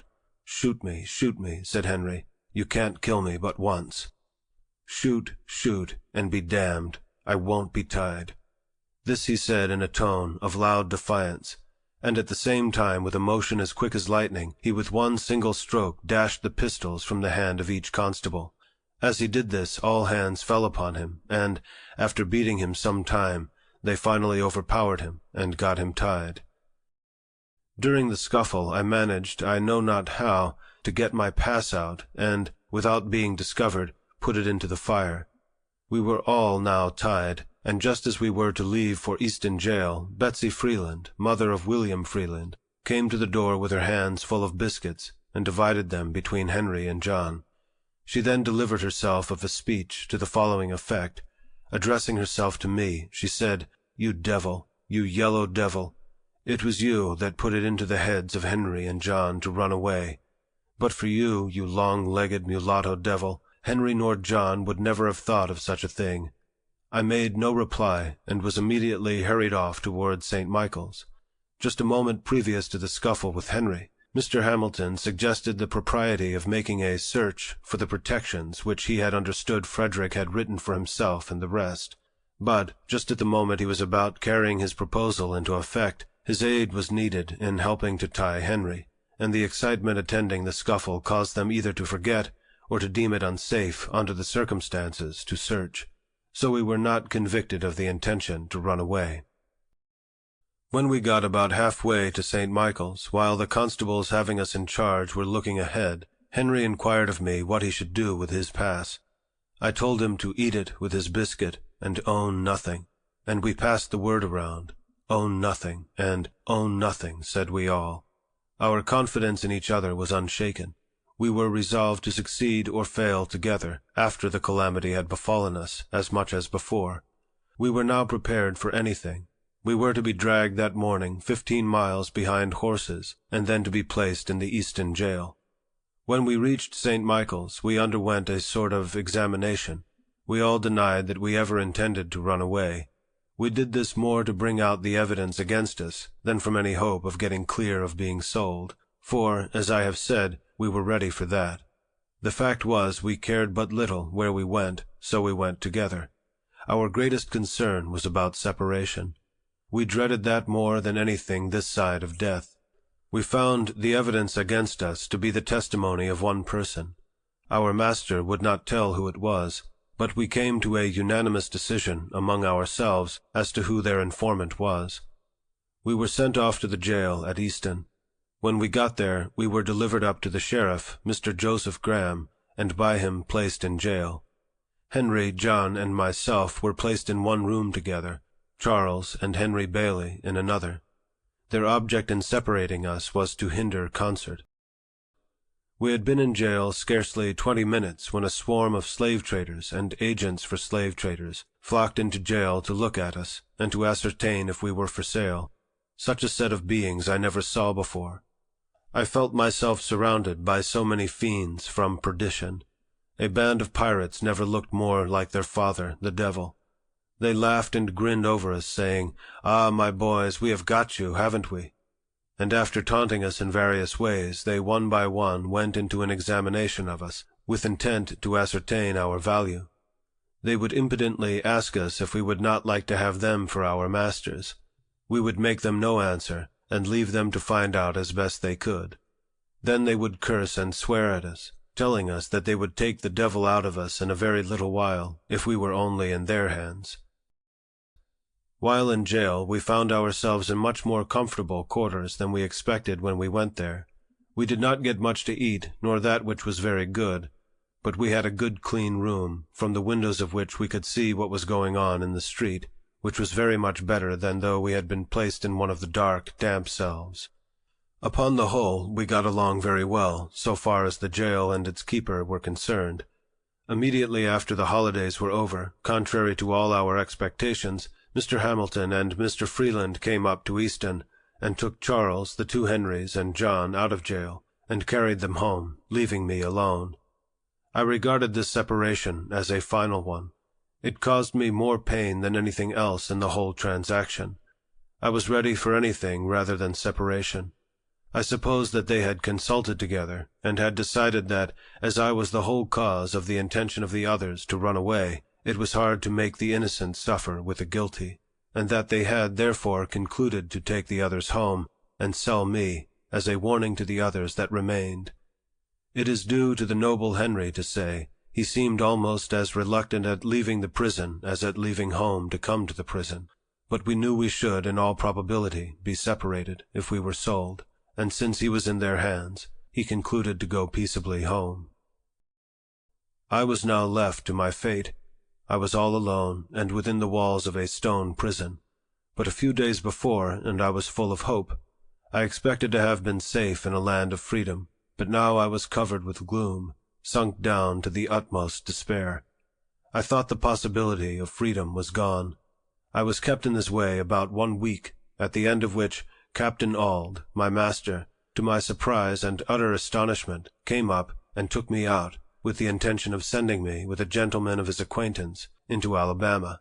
But, from some cause or other, he did not send me to Alabama, but concluded to send me back to Baltimore, to live again with his brother Hugh, and to learn a trade.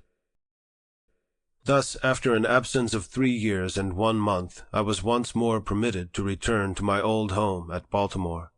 My master sent me away because there existed against me a very great prejudice in the community, and he feared I might be killed.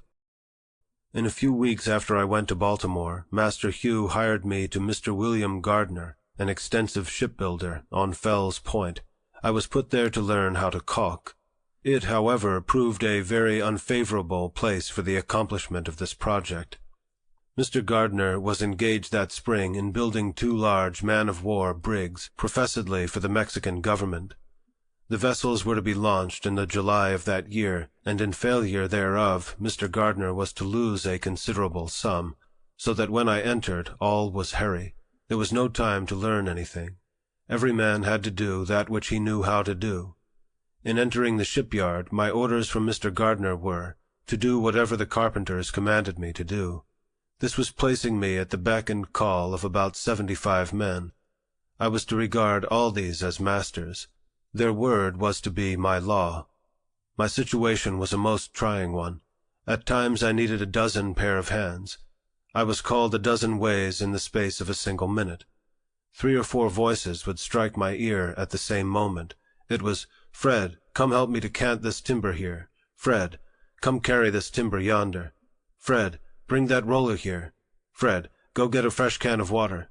Fred, come help saw off the end of this timber. Fred, go quick and get the crowbar. Fred, hold on the end of this fall. Fred, go to the blacksmith's shop and get a new punch. Hurry, Fred, run and bring me a cold chisel. I say, Fred, bear a hand and get up a fire as quick as lightning under that steam box. Halloo, nigger, come turn this grindstone. Come, move, and bows this timber forward. I say, darky, blast your eyes, why don't you heat up some pitch? Halloo, halloo, halloo, 3 voices at the same time. Come here, go there, hold on where you are. Damn you, if you move, I'll knock your brains out. This was my school for 8 months, and I might have remained there longer, but for a most horrid fight I had with 4 of the white apprentices, in which my left eye was nearly knocked out, and I was horribly mangled in other respects. The facts in the case were these. Until a very little while after I went there, white and black ship carpenters worked side by side, and no one seemed to see any impropriety in it. All hands seemed to be very well satisfied. Many of the black carpenters were freemen. Things seemed to be going on very well. All at once the white carpenters knocked off and said they would not work with free colored workmen. The reason for this, as alleged, was that if free colored carpenters were encouraged, they would soon take the trade into their own hands, and poor white men would be thrown out of employment. They therefore felt called upon at once to put a stop to it, and, taking advantage of Mr. Gardner's necessities, they broke off, swearing they would work no longer, unless he would discharge his black carpenters. Now, though this did not extend to me in form, it did reach me in fact. My fellow apprentices very soon began to feel it degrading to them to work with me. They began to put on airs, and talk about the niggers taking the country, saying we all ought to be killed, and, being encouraged by the journeymen, they commenced making my condition as hard as they could, by hectoring me around, and sometimes striking me. I, of course, kept the vow I made after the fight with Mr. Covey, and struck back again, regardless of consequences. and while I kept them from combining, I succeeded very well, for I could whip the whole lot of them, taking them separately. They, however, at length combined, and came upon me, armed with sticks, stones, and heavy handspikes. One came in front with a half-brick. There was one at each side of me, and one behind me. While I was attending to those in front and on either side, the one behind ran up with a handspike, and struck me a heavy blow upon the head. It stunned me. I fell, and with this they all ran upon me, and fell to beating me with their fists. I let them lay on for a while, gathering strength. In an instant I gave a sudden surge, and rose to my hands and knees. Just as I did that, one of their number gave me, with his heavy boot, a powerful kick in the left eye. My eyeball seemed to have burst. When they saw my eye closed and badly swollen, they left me. With this I seized the handspike, and for a time pursued them. But here the carpenters interfered, and I thought I might as well give it up. It was impossible to stand my hand against so many. All this took place in sight of not less than 50 white ship carpenters, and not one interposed a friendly word, but some cried, "Kill the damned nigger! Kill him! Kill him! He struck a white person!" I found my only chance for life was in flight. I succeeded in getting away without an additional blow, and barely so, for to strike a white man is death by lynch law, and that was the law in Mr. Gardner's shipyard, nor is there much of any other out of Mr. Gardner's shipyard. I went directly home and told the story of my wrongs to Master Hugh, and I am happy to say of him, irreligious as he was, his conduct was heavenly, compared with that of his brother Thomas under similar circumstances. He listened attentively to my narration of the circumstances leading to the savage outrage, and gave many proofs of his strong indignation at it. The heart of my once overkind mistress was again melted into pity. My puffed-out eye and blood-covered face moved her to tears.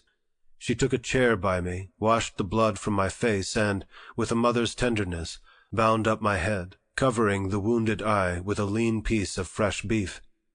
It was almost compensation for my suffering to witness once more a manifestation of kindness from this, my once affectionate old mistress. Master Hugh was very much enraged. He gave expression to his feelings by pouring out curses upon the heads of those who did the deed. As soon as I got a little the better of my bruises, he took me with him to Esquire Watson's, on Bond Street, to see what could be done about the matter. Mr. Watson inquired who saw the assault committed. Master Hugh told him it was done in Mr. Gardner's shipyard at midday, where there were a large company of men at work. As to that, he said, the deed was done, and there was no question as to who did it. His answer was he could do nothing in the case unless some white man would come forward and testify. He could issue no warrant on my word. If I had been killed in the presence of 1,000 colored people, their testimony combined would have been insufficient to have arrested one of the murderers. Master Hugh, for once, was compelled to say this state of things was too bad. Of course, it was impossible to get any white man to volunteer his testimony in my behalf, and against the white young men. Even those who may have sympathized with me were not prepared to do this. It required a degree of courage unknown to them to do so, for just at that time the slightest manifestation of humanity toward a colored person was denounced as abolitionism, and that name subjected its bearer to frightful liabilities.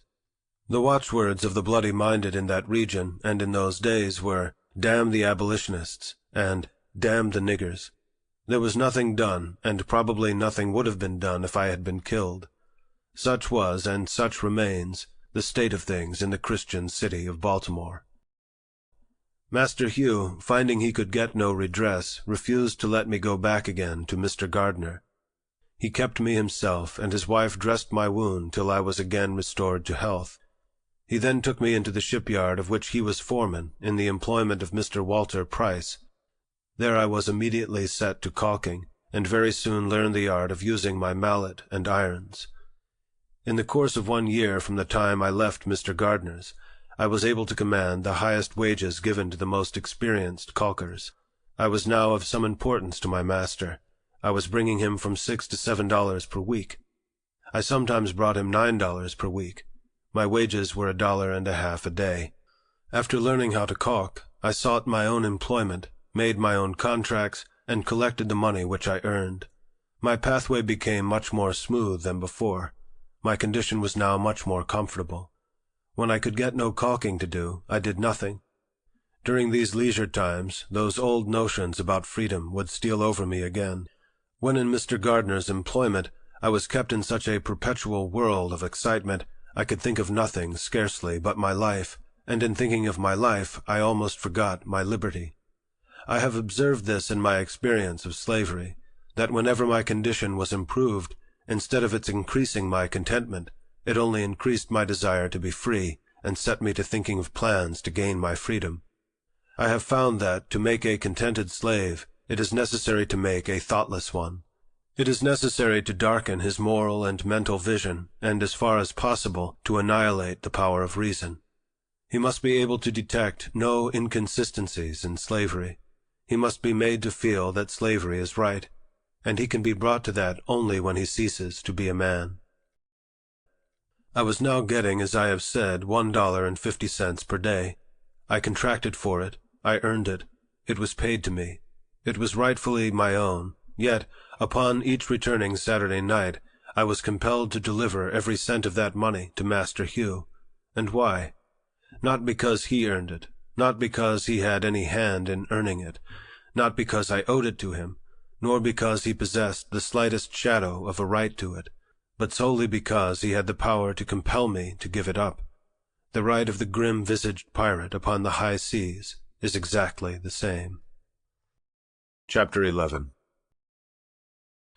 I now come to that part of my life during which I planned, and finally succeeded in making, my escape from slavery. But before narrating any of the peculiar circumstances, I deem it proper to make known my intention not to state all the facts connected with the transaction. My reasons for pursuing this course may be understood from the following. First, were I to give a minute statement of all the facts, it is not only possible, but quite probable, that others would thereby be involved in the most embarrassing difficulties. Secondly, such a statement would most undoubtedly induce greater vigilance on the part of slaveholders than has existed heretofore among them, which would, of course, be the means of guarding a door whereby some dear brother bondman might escape his galling chains. I deeply regret the necessity that impels me to suppress anything of importance connected with my experience in slavery.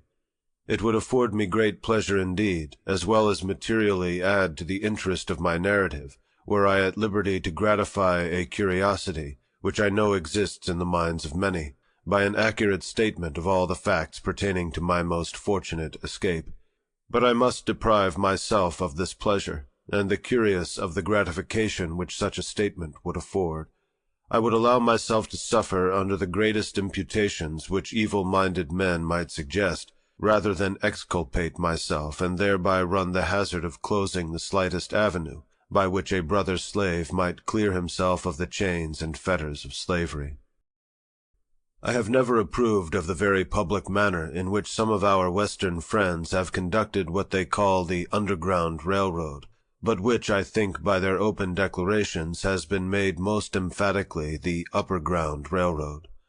I honor those good men and women for their noble daring, and applaud them for willingly subjecting themselves to bloody persecution by openly avowing their participation in the escape of slaves.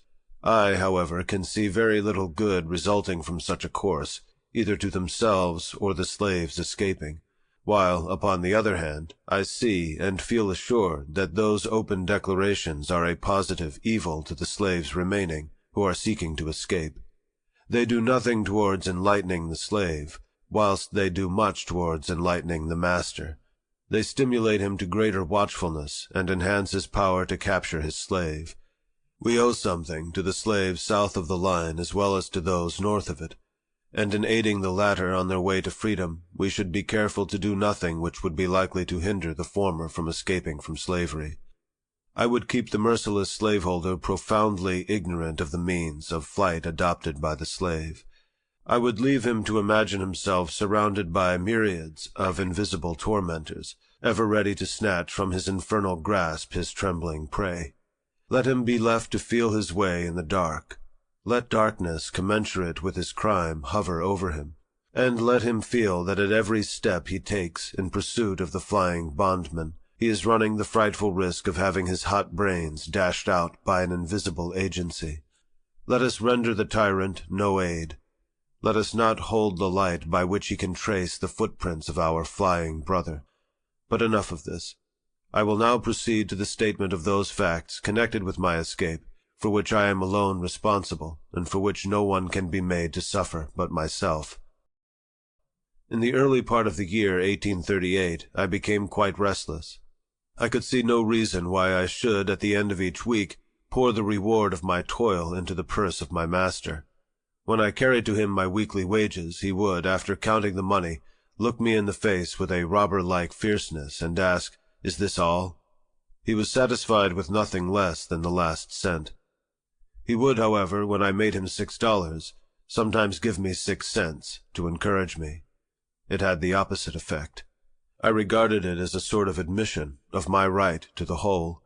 The fact that he gave me any part of my wages was proof, to my mind, that he believed me entitled to the whole of them. I always felt worse for having received anything, for I feared that the giving me a few cents would ease his conscience and make him feel himself to be a pretty honorable sort of robber. My discontent grew upon me.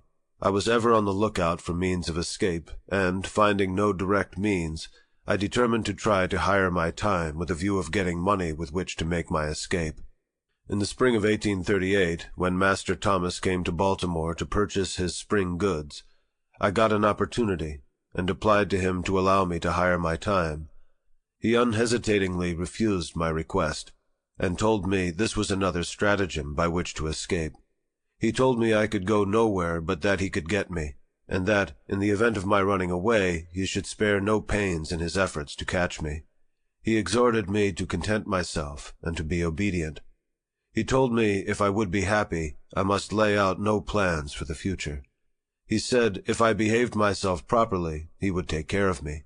Indeed, he advised me to complete thoughtlessness of the future, and told me to depend solely upon him for happiness.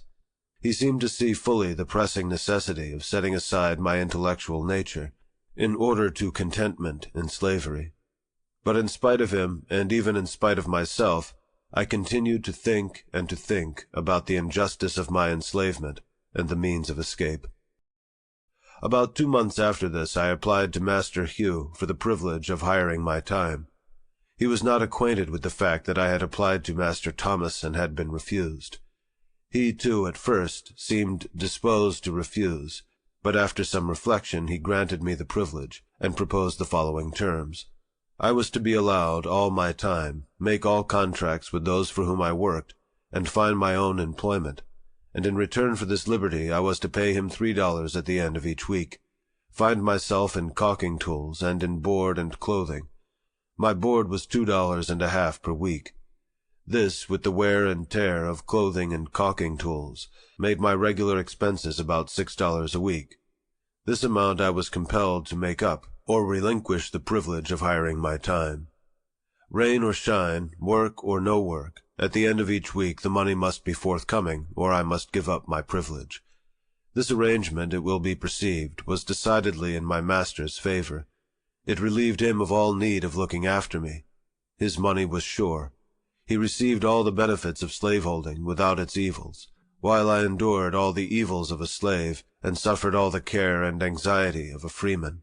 I found it a hard bargain, but, hard as it was, I thought it better than the old mode of getting along. It was a step towards freedom to be allowed to bear the responsibilities of a freeman, and I was determined to hold on upon it. I bent myself to the work of making money. I was ready to work at night as well as day, and by the most untiring perseverance and industry, I made enough to meet my expenses and lay up a little money every week. I went on thus from May till August. Master Hugh then refused to allow me to hire my time longer. The ground for his refusal was a failure on my part one Saturday night to pay him for my week's time. This failure was occasioned by my attending a camp meeting about 10 miles from Baltimore.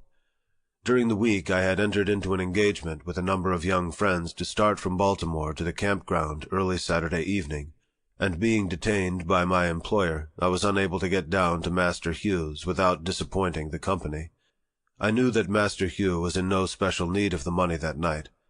I therefore decided to go to camp meeting, and upon my return pay him the $3. I stayed at the camp meeting 1 day longer than I intended when I left, but as soon as I returned I called upon him to pay him what he considered his due. I found him very angry. He could scarce restrain his wrath. He said he had a great mind to give me a severe whipping. He wished to know how I dared to go out of the city without asking his permission. I told him I hired my time, and while I paid him the price which he asked for it, I did not know that I was bound to ask him when and where I should go.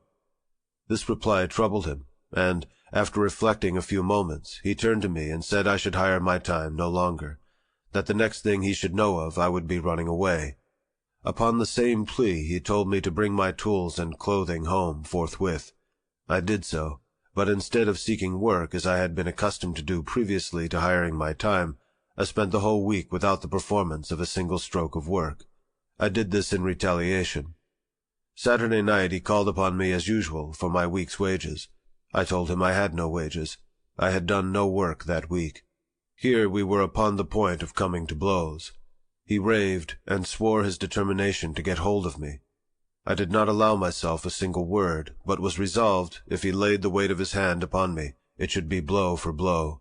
He did not strike me, but told me that he would find me in constant employment in future. I thought the matter over during the next day, Sunday, and finally resolved upon the 3rd of September as the day upon which I would make a second attempt to secure my freedom. I now had 3 weeks during which to prepare for my journey. Early on Monday morning, before Master Hugh had time to make any engagement for me, I went out and got employment of Mr. Butler at his shipyard near the drawbridge, upon what is called the city block, thus making it unnecessary for him to seek employment for me. At the end of the week I brought him between $8 and $9. He seemed very well pleased, and asked why I did not do the same the week before. He little knew what my plans were. My object in working steadily was to remove any suspicion he might entertain of my intent to run away, and in this I succeeded admirably. I suppose he thought I was never better satisfied with my condition than at the very time during which I was planning my escape. The second week passed, and again I carried him my full wages, and so well pleased was he that he gave me 25 cents, quite a large sum for a slaveholder to give a slave, and bade me to make good use of it. I told him I would. Things went on without very smoothly indeed, but within there was trouble. It is impossible for me to describe my feelings as the time of my contemplated start drew near. I had a number of warm-hearted friends in Baltimore, friends that I loved almost as I did my life, and the thought of being separated from them forever was painful beyond expression. It is my opinion that thousands would escape from slavery, who now remain, but for the strong cords of affection that bind them to their friends. The thought of leaving my friends was decidedly the most painful thought with which I had to contend. The love of them was my tender point, and shook my decision more than all things else. Besides the pain of separation, the dread and apprehension of a failure exceeded what I had experienced at my first attempt. The appalling defeat I then sustained returned to torment me. I felt assured that if I failed in this attempt, my case would be a hopeless one. It would seal my fate as a slave forever. I could not hope to get off with anything less than the severest punishment, and being placed beyond the means of escape. It required no very vivid imagination to depict the most frightful scenes through which I should have to pass in case I failed. The wretchedness of slavery and the blessedness of freedom were perpetually before me. It was life and death with me. But I remained firm, and, according to my resolution, on the 3rd day of September, 1838, I left my chains and succeeded in reaching New York without the slightest interruption of any kind. How I did so, what means I adopted, what direction I traveled, and by what mode of conveyance, I must leave unexplained, for the reasons before mentioned. I have been frequently asked how I felt when I found myself in a free state. I have never been able to answer the question with any satisfaction to myself. It was a moment of the highest excitement I ever experienced. I supposed I felt as one may imagine the unarmed mariner to feel when he is rescued by a friendly man of war from the pursuit of a pirate. In writing to a dear friend immediately after my arrival at New York, I said I felt like one who had escaped a den of hungry lions. This state of mind, however, very soon subsided, and I was again seized with a feeling of great insecurity and loneliness. I was yet liable to be taken back and subjected to all the tortures of slavery.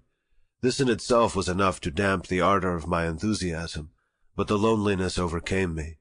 There I was in the midst of thousands, and yet a perfect stranger, without home and without friends, in the midst of thousands of my own brethren, children of a common father, and yet I dared not to unfold to any one of them my sad condition. I was afraid to speak to anyone for fear of speaking to the wrong one, and thereby falling into the hands of money-loving kidnappers, whose business it was to lie in wait for the panting fugitive, as the ferocious beasts of the forest lie in wait for their prey. The motto which I adopted when I started from slavery was this: trust no man. I saw in every white man an enemy, and in almost every colored man cause for distrust. It was a most painful situation, and, to understand it, one must needs experience it, or imagine himself in similar circumstances. Let him be a fugitive slave in a strange land, a land given up to be the hunting ground for slaveholders, whose inhabitants are legalized kidnappers, where he is every moment subjected to the terrible liability of being seized upon by his fellow men, as the hideous crocodile seizes upon his prey.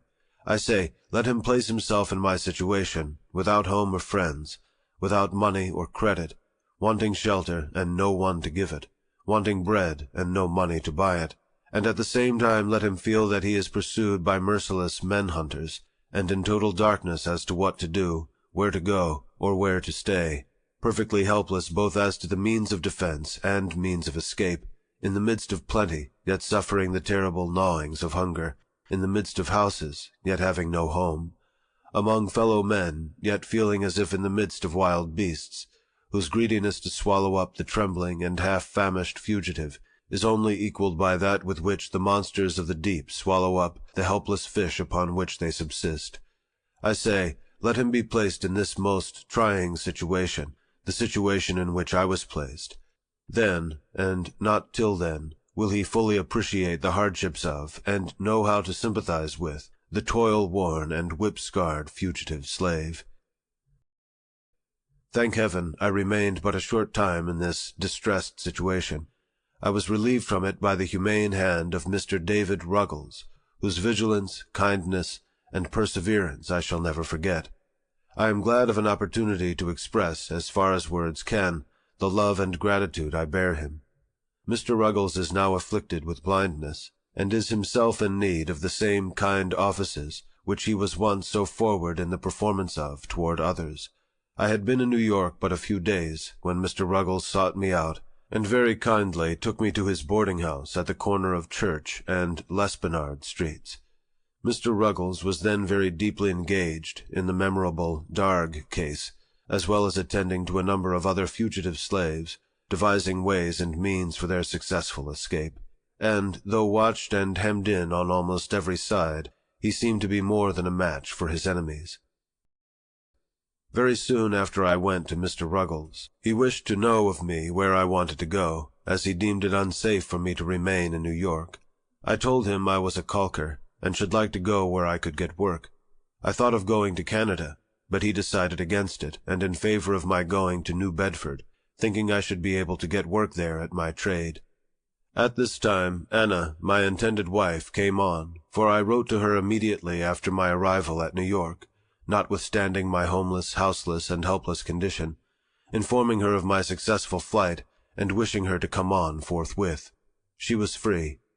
In a few days after her arrival, Mr. Ruggles called in the Reverend J.W.C. Pennington, who, in the presence of Mr. Ruggles, Mrs. Michaels, and 2 or 3 others, performed the marriage ceremony, and gave us a certificate, of which the following is an exact copy. This may certify that I joined together in holy matrimony Frederick Johnson and Anna Murray, as man and wife, in the presence of Mr. David Ruggles and Mrs. Michaels. I had changed my name from Frederick Bailey to that of Johnson. James W. C. Pennington, New York, September 15th, 1838. Upon receiving the certificate and a $5 bill from Mr. Ruggles, I shouldered one part of our baggage, and Anna took up the other, and we set out forthwith to take passage on board of the steamboat John W. Richmond for Newport, on our way to New Bedford. Mr. Ruggles gave me a letter to a Mr. Shaw in Newport, and told me, in case my money did not serve me to New Bedford, to stop in Newport and obtain further assistance. But upon our arrival at Newport, we were so anxious to get to a place of safety that, notwithstanding we lacked the necessary money to pay our fare, we decided to take seats in the stage, and promised to pay when we got to New Bedford.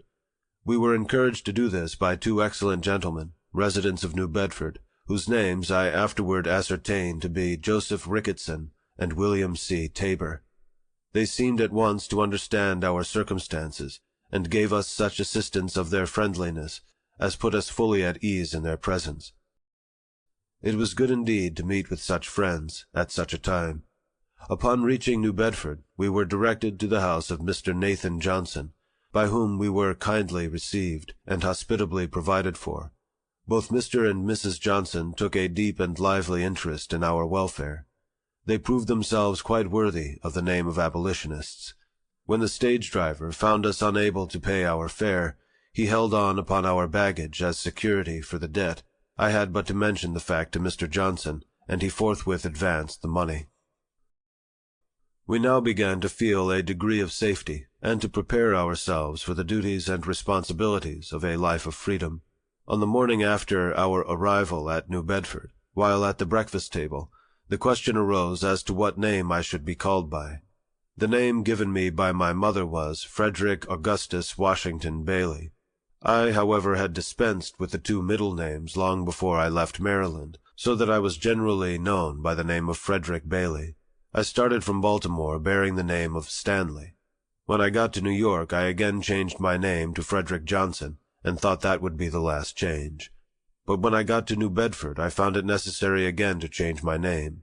The reason of this necessity was that there were so many Johnsons in New Bedford, it was already quite difficult to distinguish between them. I gave Mr. Johnson the privilege of choosing me a name, but told him he must not take from me the name of Frederick.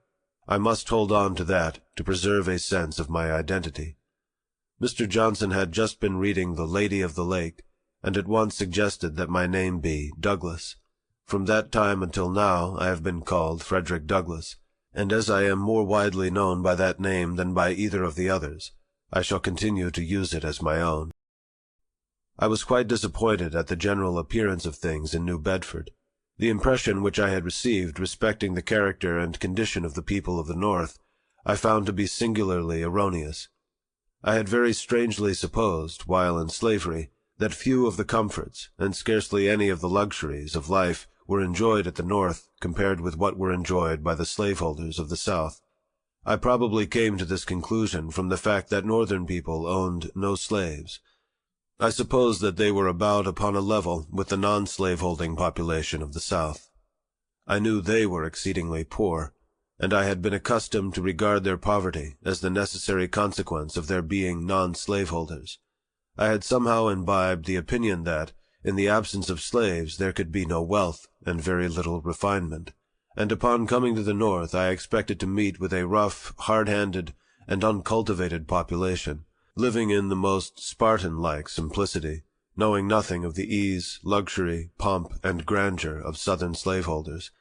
Such being my conjectures, any one acquainted with the appearance of New Bedford may readily infer how palpably I must have seen my mistake. In the afternoon of the day when I reached New Bedford, I visited the wharves to take a view of the shipping.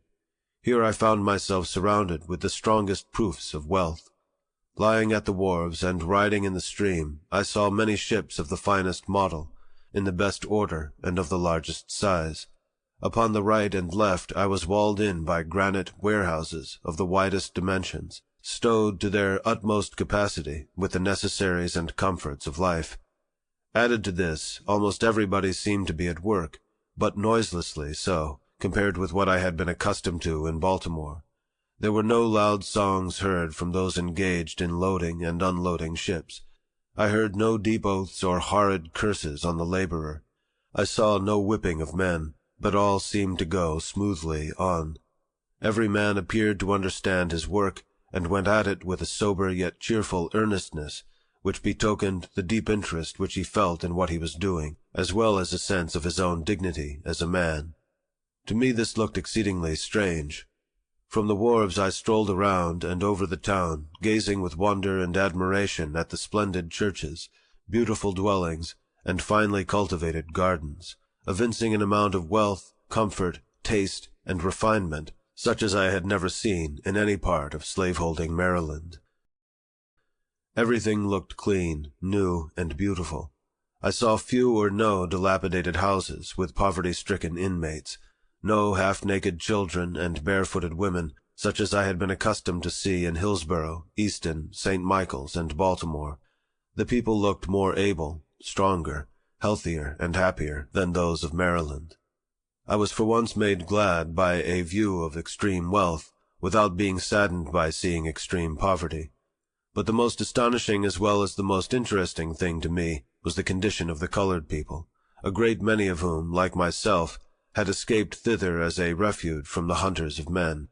I found many who had not been 7 years out of their chains, living in finer houses, and evidently enjoying more of the comforts of life than the average of slaveholders in Maryland.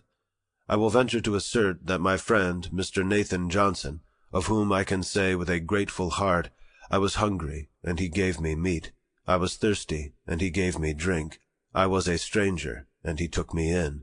Lived in a neater house, dined at a better table, took, paid for, and read more newspapers, better understood the moral, religious, and political character of the nation than 9/10 of the slaveholders in Talbot County, Maryland.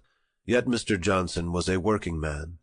His hands were hardened by toil, and not his alone, but those also of Mrs. Johnson. I found the colored people much more spirited than I had supposed they would be. I found among them a determination to protect each other from the bloodthirsty kidnapper at all hazards. Soon after my arrival, I was told of a circumstance which illustrated their spirit. A colored man and a fugitive slave were on unfriendly terms. The former was heard to threaten the latter with informing his master of his whereabouts. Straightway a meeting was called among the colored people, under the stereotyped notice, "Business of Importance." The betrayer was invited to attend. The people came at the appointed hour, and organized the meeting by appointing a very religious old gentleman as president, who, I believe, made a prayer, after which he addressed the meeting as follows: "Friends, we have got him here, and I would recommend that you young men just take him outside the door and kill him." With this, a number of them bolted at him, but they were intercepted by some more timid than themselves, and the betrayer escaped their vengeance, and has not been seen in New Bedford since. I believe there have been no more such threats, and should there be hereafter, I doubt not that death would be the consequence. I found employment the 3rd day after my arrival in stowing a sloop with a load of oil. It was new, dirty, and hard work for me, but I went at it with a glad heart and a willing hand. I was now my own master. It was a happy moment, the rapture of which can be understood only by those who have been slaves. It was the first work, the reward of which was to be entirely my own. There was no Master Hugh standing ready, the moment I earned my money, to rob me of it. I worked that day with a pleasure I had never before experienced. I was at work for myself and newly married wife. It was, to me, the starting point of a new existence. When I got through with that job, I went in pursuit of a job of caulking, but such was the strength of prejudice against color among the white caulkers that they refused to work with me, and of course I could get no employment. I am told that colored persons can now get employment at caulking in New Bedford, a result of anti-slavery effort. Finding my trade of no immediate benefit, I threw off my caulking habiliments, and prepared myself to do any kind of work I could get to do. Mr. Johnson kindly let me have his wood horse and saw, and I very soon found myself a plenty of work. There was no work too hard, none too dirty. I was ready to saw wood, shovel coal, carry the hod, sweep the chimney, or roll oil casks, all of which I did for nearly 3 years in New Bedford, before I became known to the anti-slavery world. In about 4 months after I went to New Bedford, there came a young man to me and inquired if I did not wish to take the Liberator. I told him I did, but, just having made my escape from slavery, I remarked that I was unable to pay for it then. I, however, finally became a subscriber to it. The paper came, and I read it from week to week with such feelings as it would be quite idle for me to attempt to describe. The paper became my meat and my drink. My soul was set all on fire.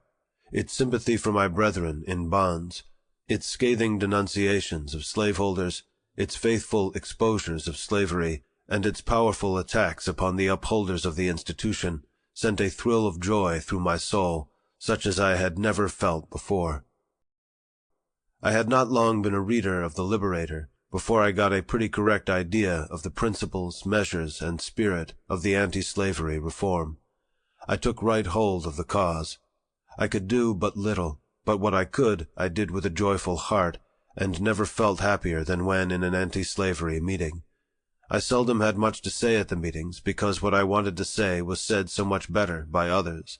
But while attending an anti-slavery convention at Nantucket, on the 11th of August, 1841, I felt strongly moved to speak, and was, at the same time, much urged to do so by Mr. William C. Coffin, a gentleman who had heard me speak in the colored people's meeting at New Bedford. It was a severe cross, and I took it up reluctantly. The truth was, I felt myself a slave, and the idea of speaking to white people weighed me down. I spoke but a few moments, when I felt a degree of freedom, and said what I desired with considerable ease. From that time until now, I have been engaged in pleading the cause of my brethren. With what success and with what devotion, I leave those acquainted with my labors to decide. Appendix. I find, since reading over the foregoing narrative, that I have, in several instances, spoken in such a tone and manner respecting religion, as may possibly lead those unacquainted with my religious views to suppose me an opponent of all religion. To remove the liability of such misapprehension, I deem it proper to append the following brief explanation. What I have said respecting and against religion, I mean strictly to apply to the slaveholding religion of this land, and with no possible reference to Christianity proper. For between the Christianity of this land and the Christianity of Christ, I recognize the widest possible difference, so wide that to receive the one as good, pure, and holy is of necessity to reject the other as bad, corrupt, and wicked. To be the friend of the one is of necessity to be the enemy of the other. I love the pure, peaceable, and impartial Christianity of Christ. I therefore hate the corrupt, slaveholding, women-whipping, cradle-plundering, partial, and hypocritical Christianity of this land. Indeed, I can see no reason but the most deceitful one for calling the religion of this land Christianity. I look upon it as the climax of all misnomers, the boldest of all frauds, and the grossest of all libels. Never was there a clearer case of stealing the livery of the court of heaven to serve the devil in. I am filled with unutterable loathing when I contemplate the religious pomp and show, together with the horrible inconsistencies which everywhere surround me. We have men-stealers for ministers, women-whippers for missionaries, and cradle-plunderers for church members. The man who wields the blood-clotted cowskin during the week fills the pulpit on Sunday, and claims to be a minister of the meek and lowly Jesus. The man who robs me of my earnings at the end of each week meets me as a class leader on Sunday morning, to show me the way of life and the path of salvation. He who sells my sister for purposes of prostitution stands forth as the pious advocate of purity. He who proclaims it a religious duty to read the Bible denies me the right of learning to read the name of the God who made me. He who is the religious advocate of marriage robs whole millions of its sacred influence, and leaves them to the ravages of wholesale pollution.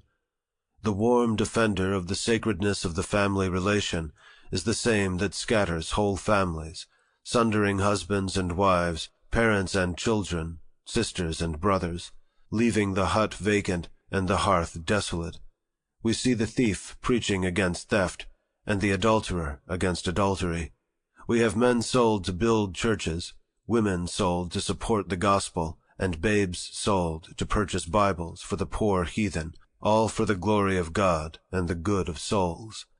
The slave auctioneer's bell and the church-going bell chime in with each other, and the bitter cries of the heartbroken slave are drowned in the religious shouts of his pious master.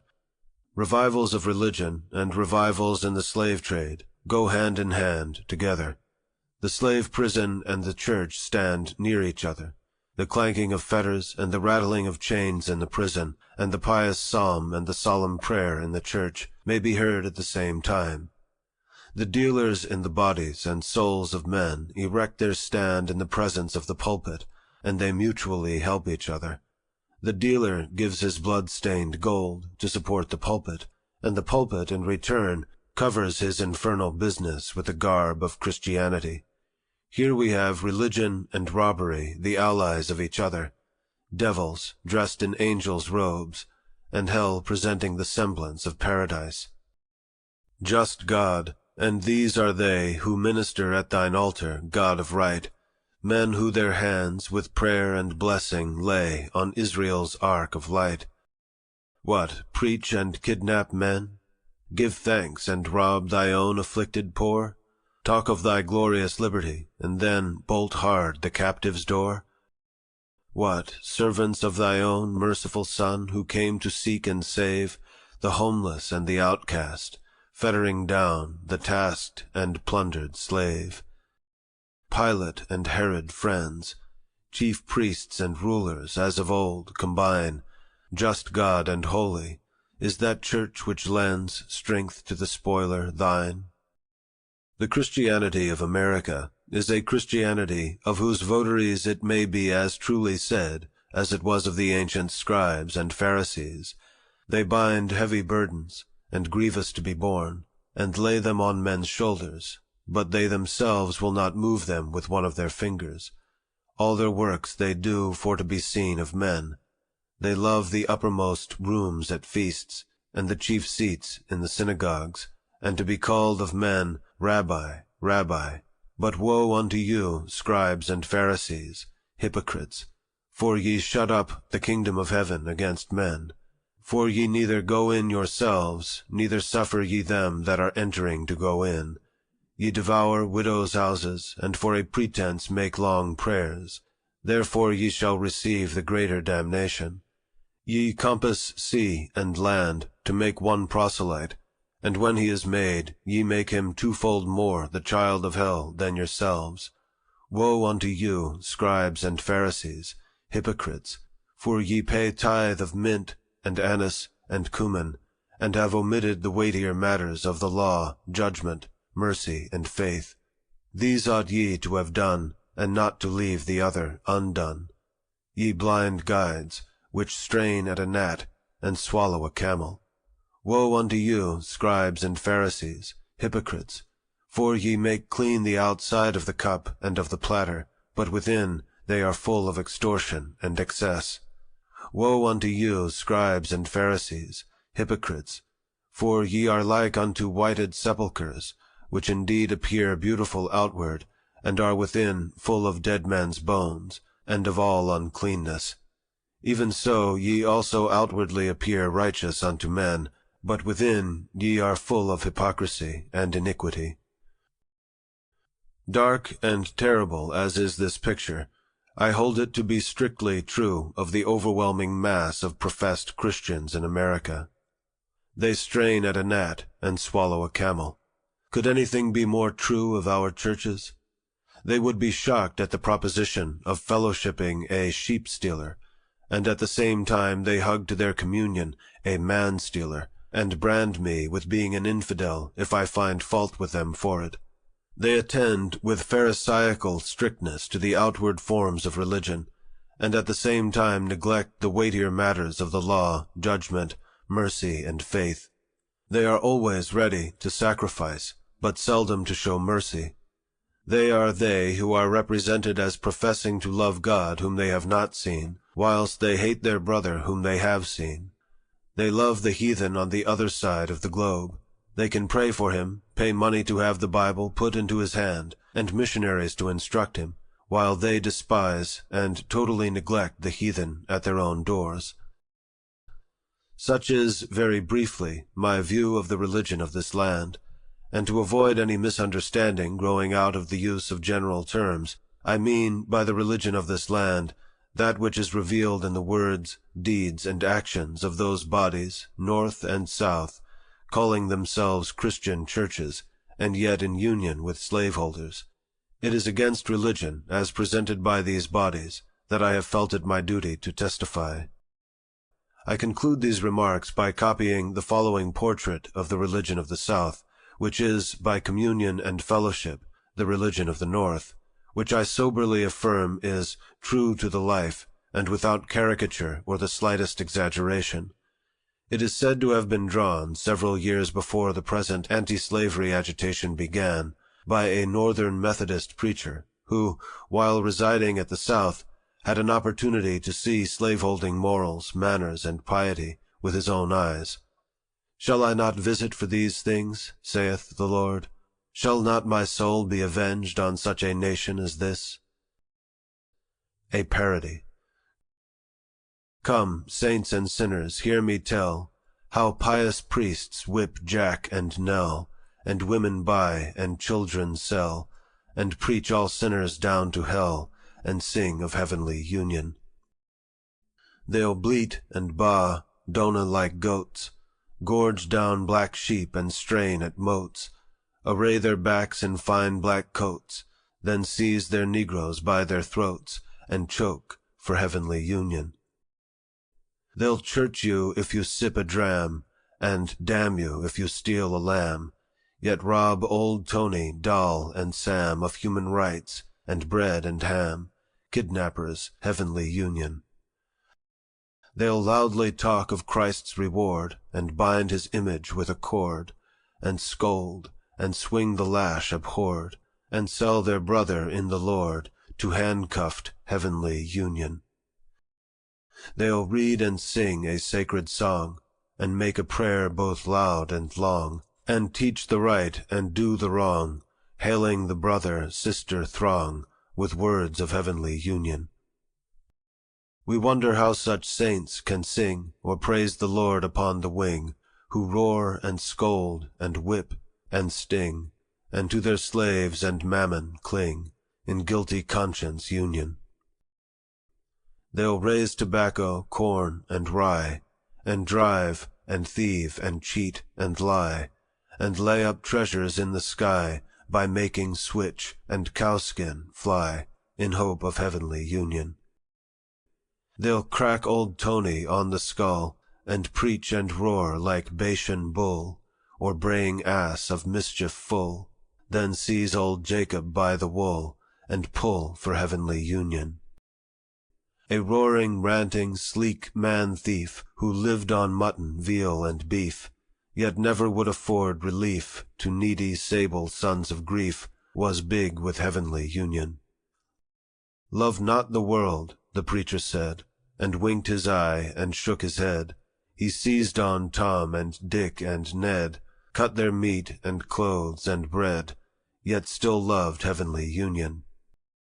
Another preacher whining spoke of one whose heart for sinners broke.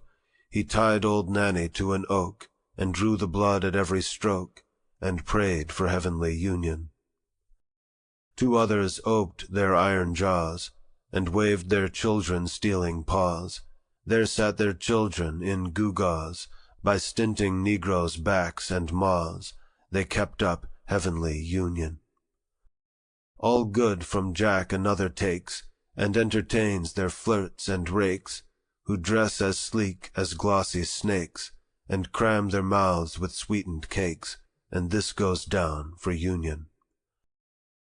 Sincerely and earnestly hoping that this little book may do something toward throwing light on the American slave system, and hastening the glad day of deliverance to the millions of my brethren in bonds, faithfully relying upon the power of truth, love, and justice for success in my humble efforts, and solemnly pledging myself anew to the sacred cause, I subscribe myself, Frederick Douglass, Lynn, Massachusetts, April 28, 1845. If you liked the video, put a like, subscribe to the channel, and click on the bell to not miss our new videos.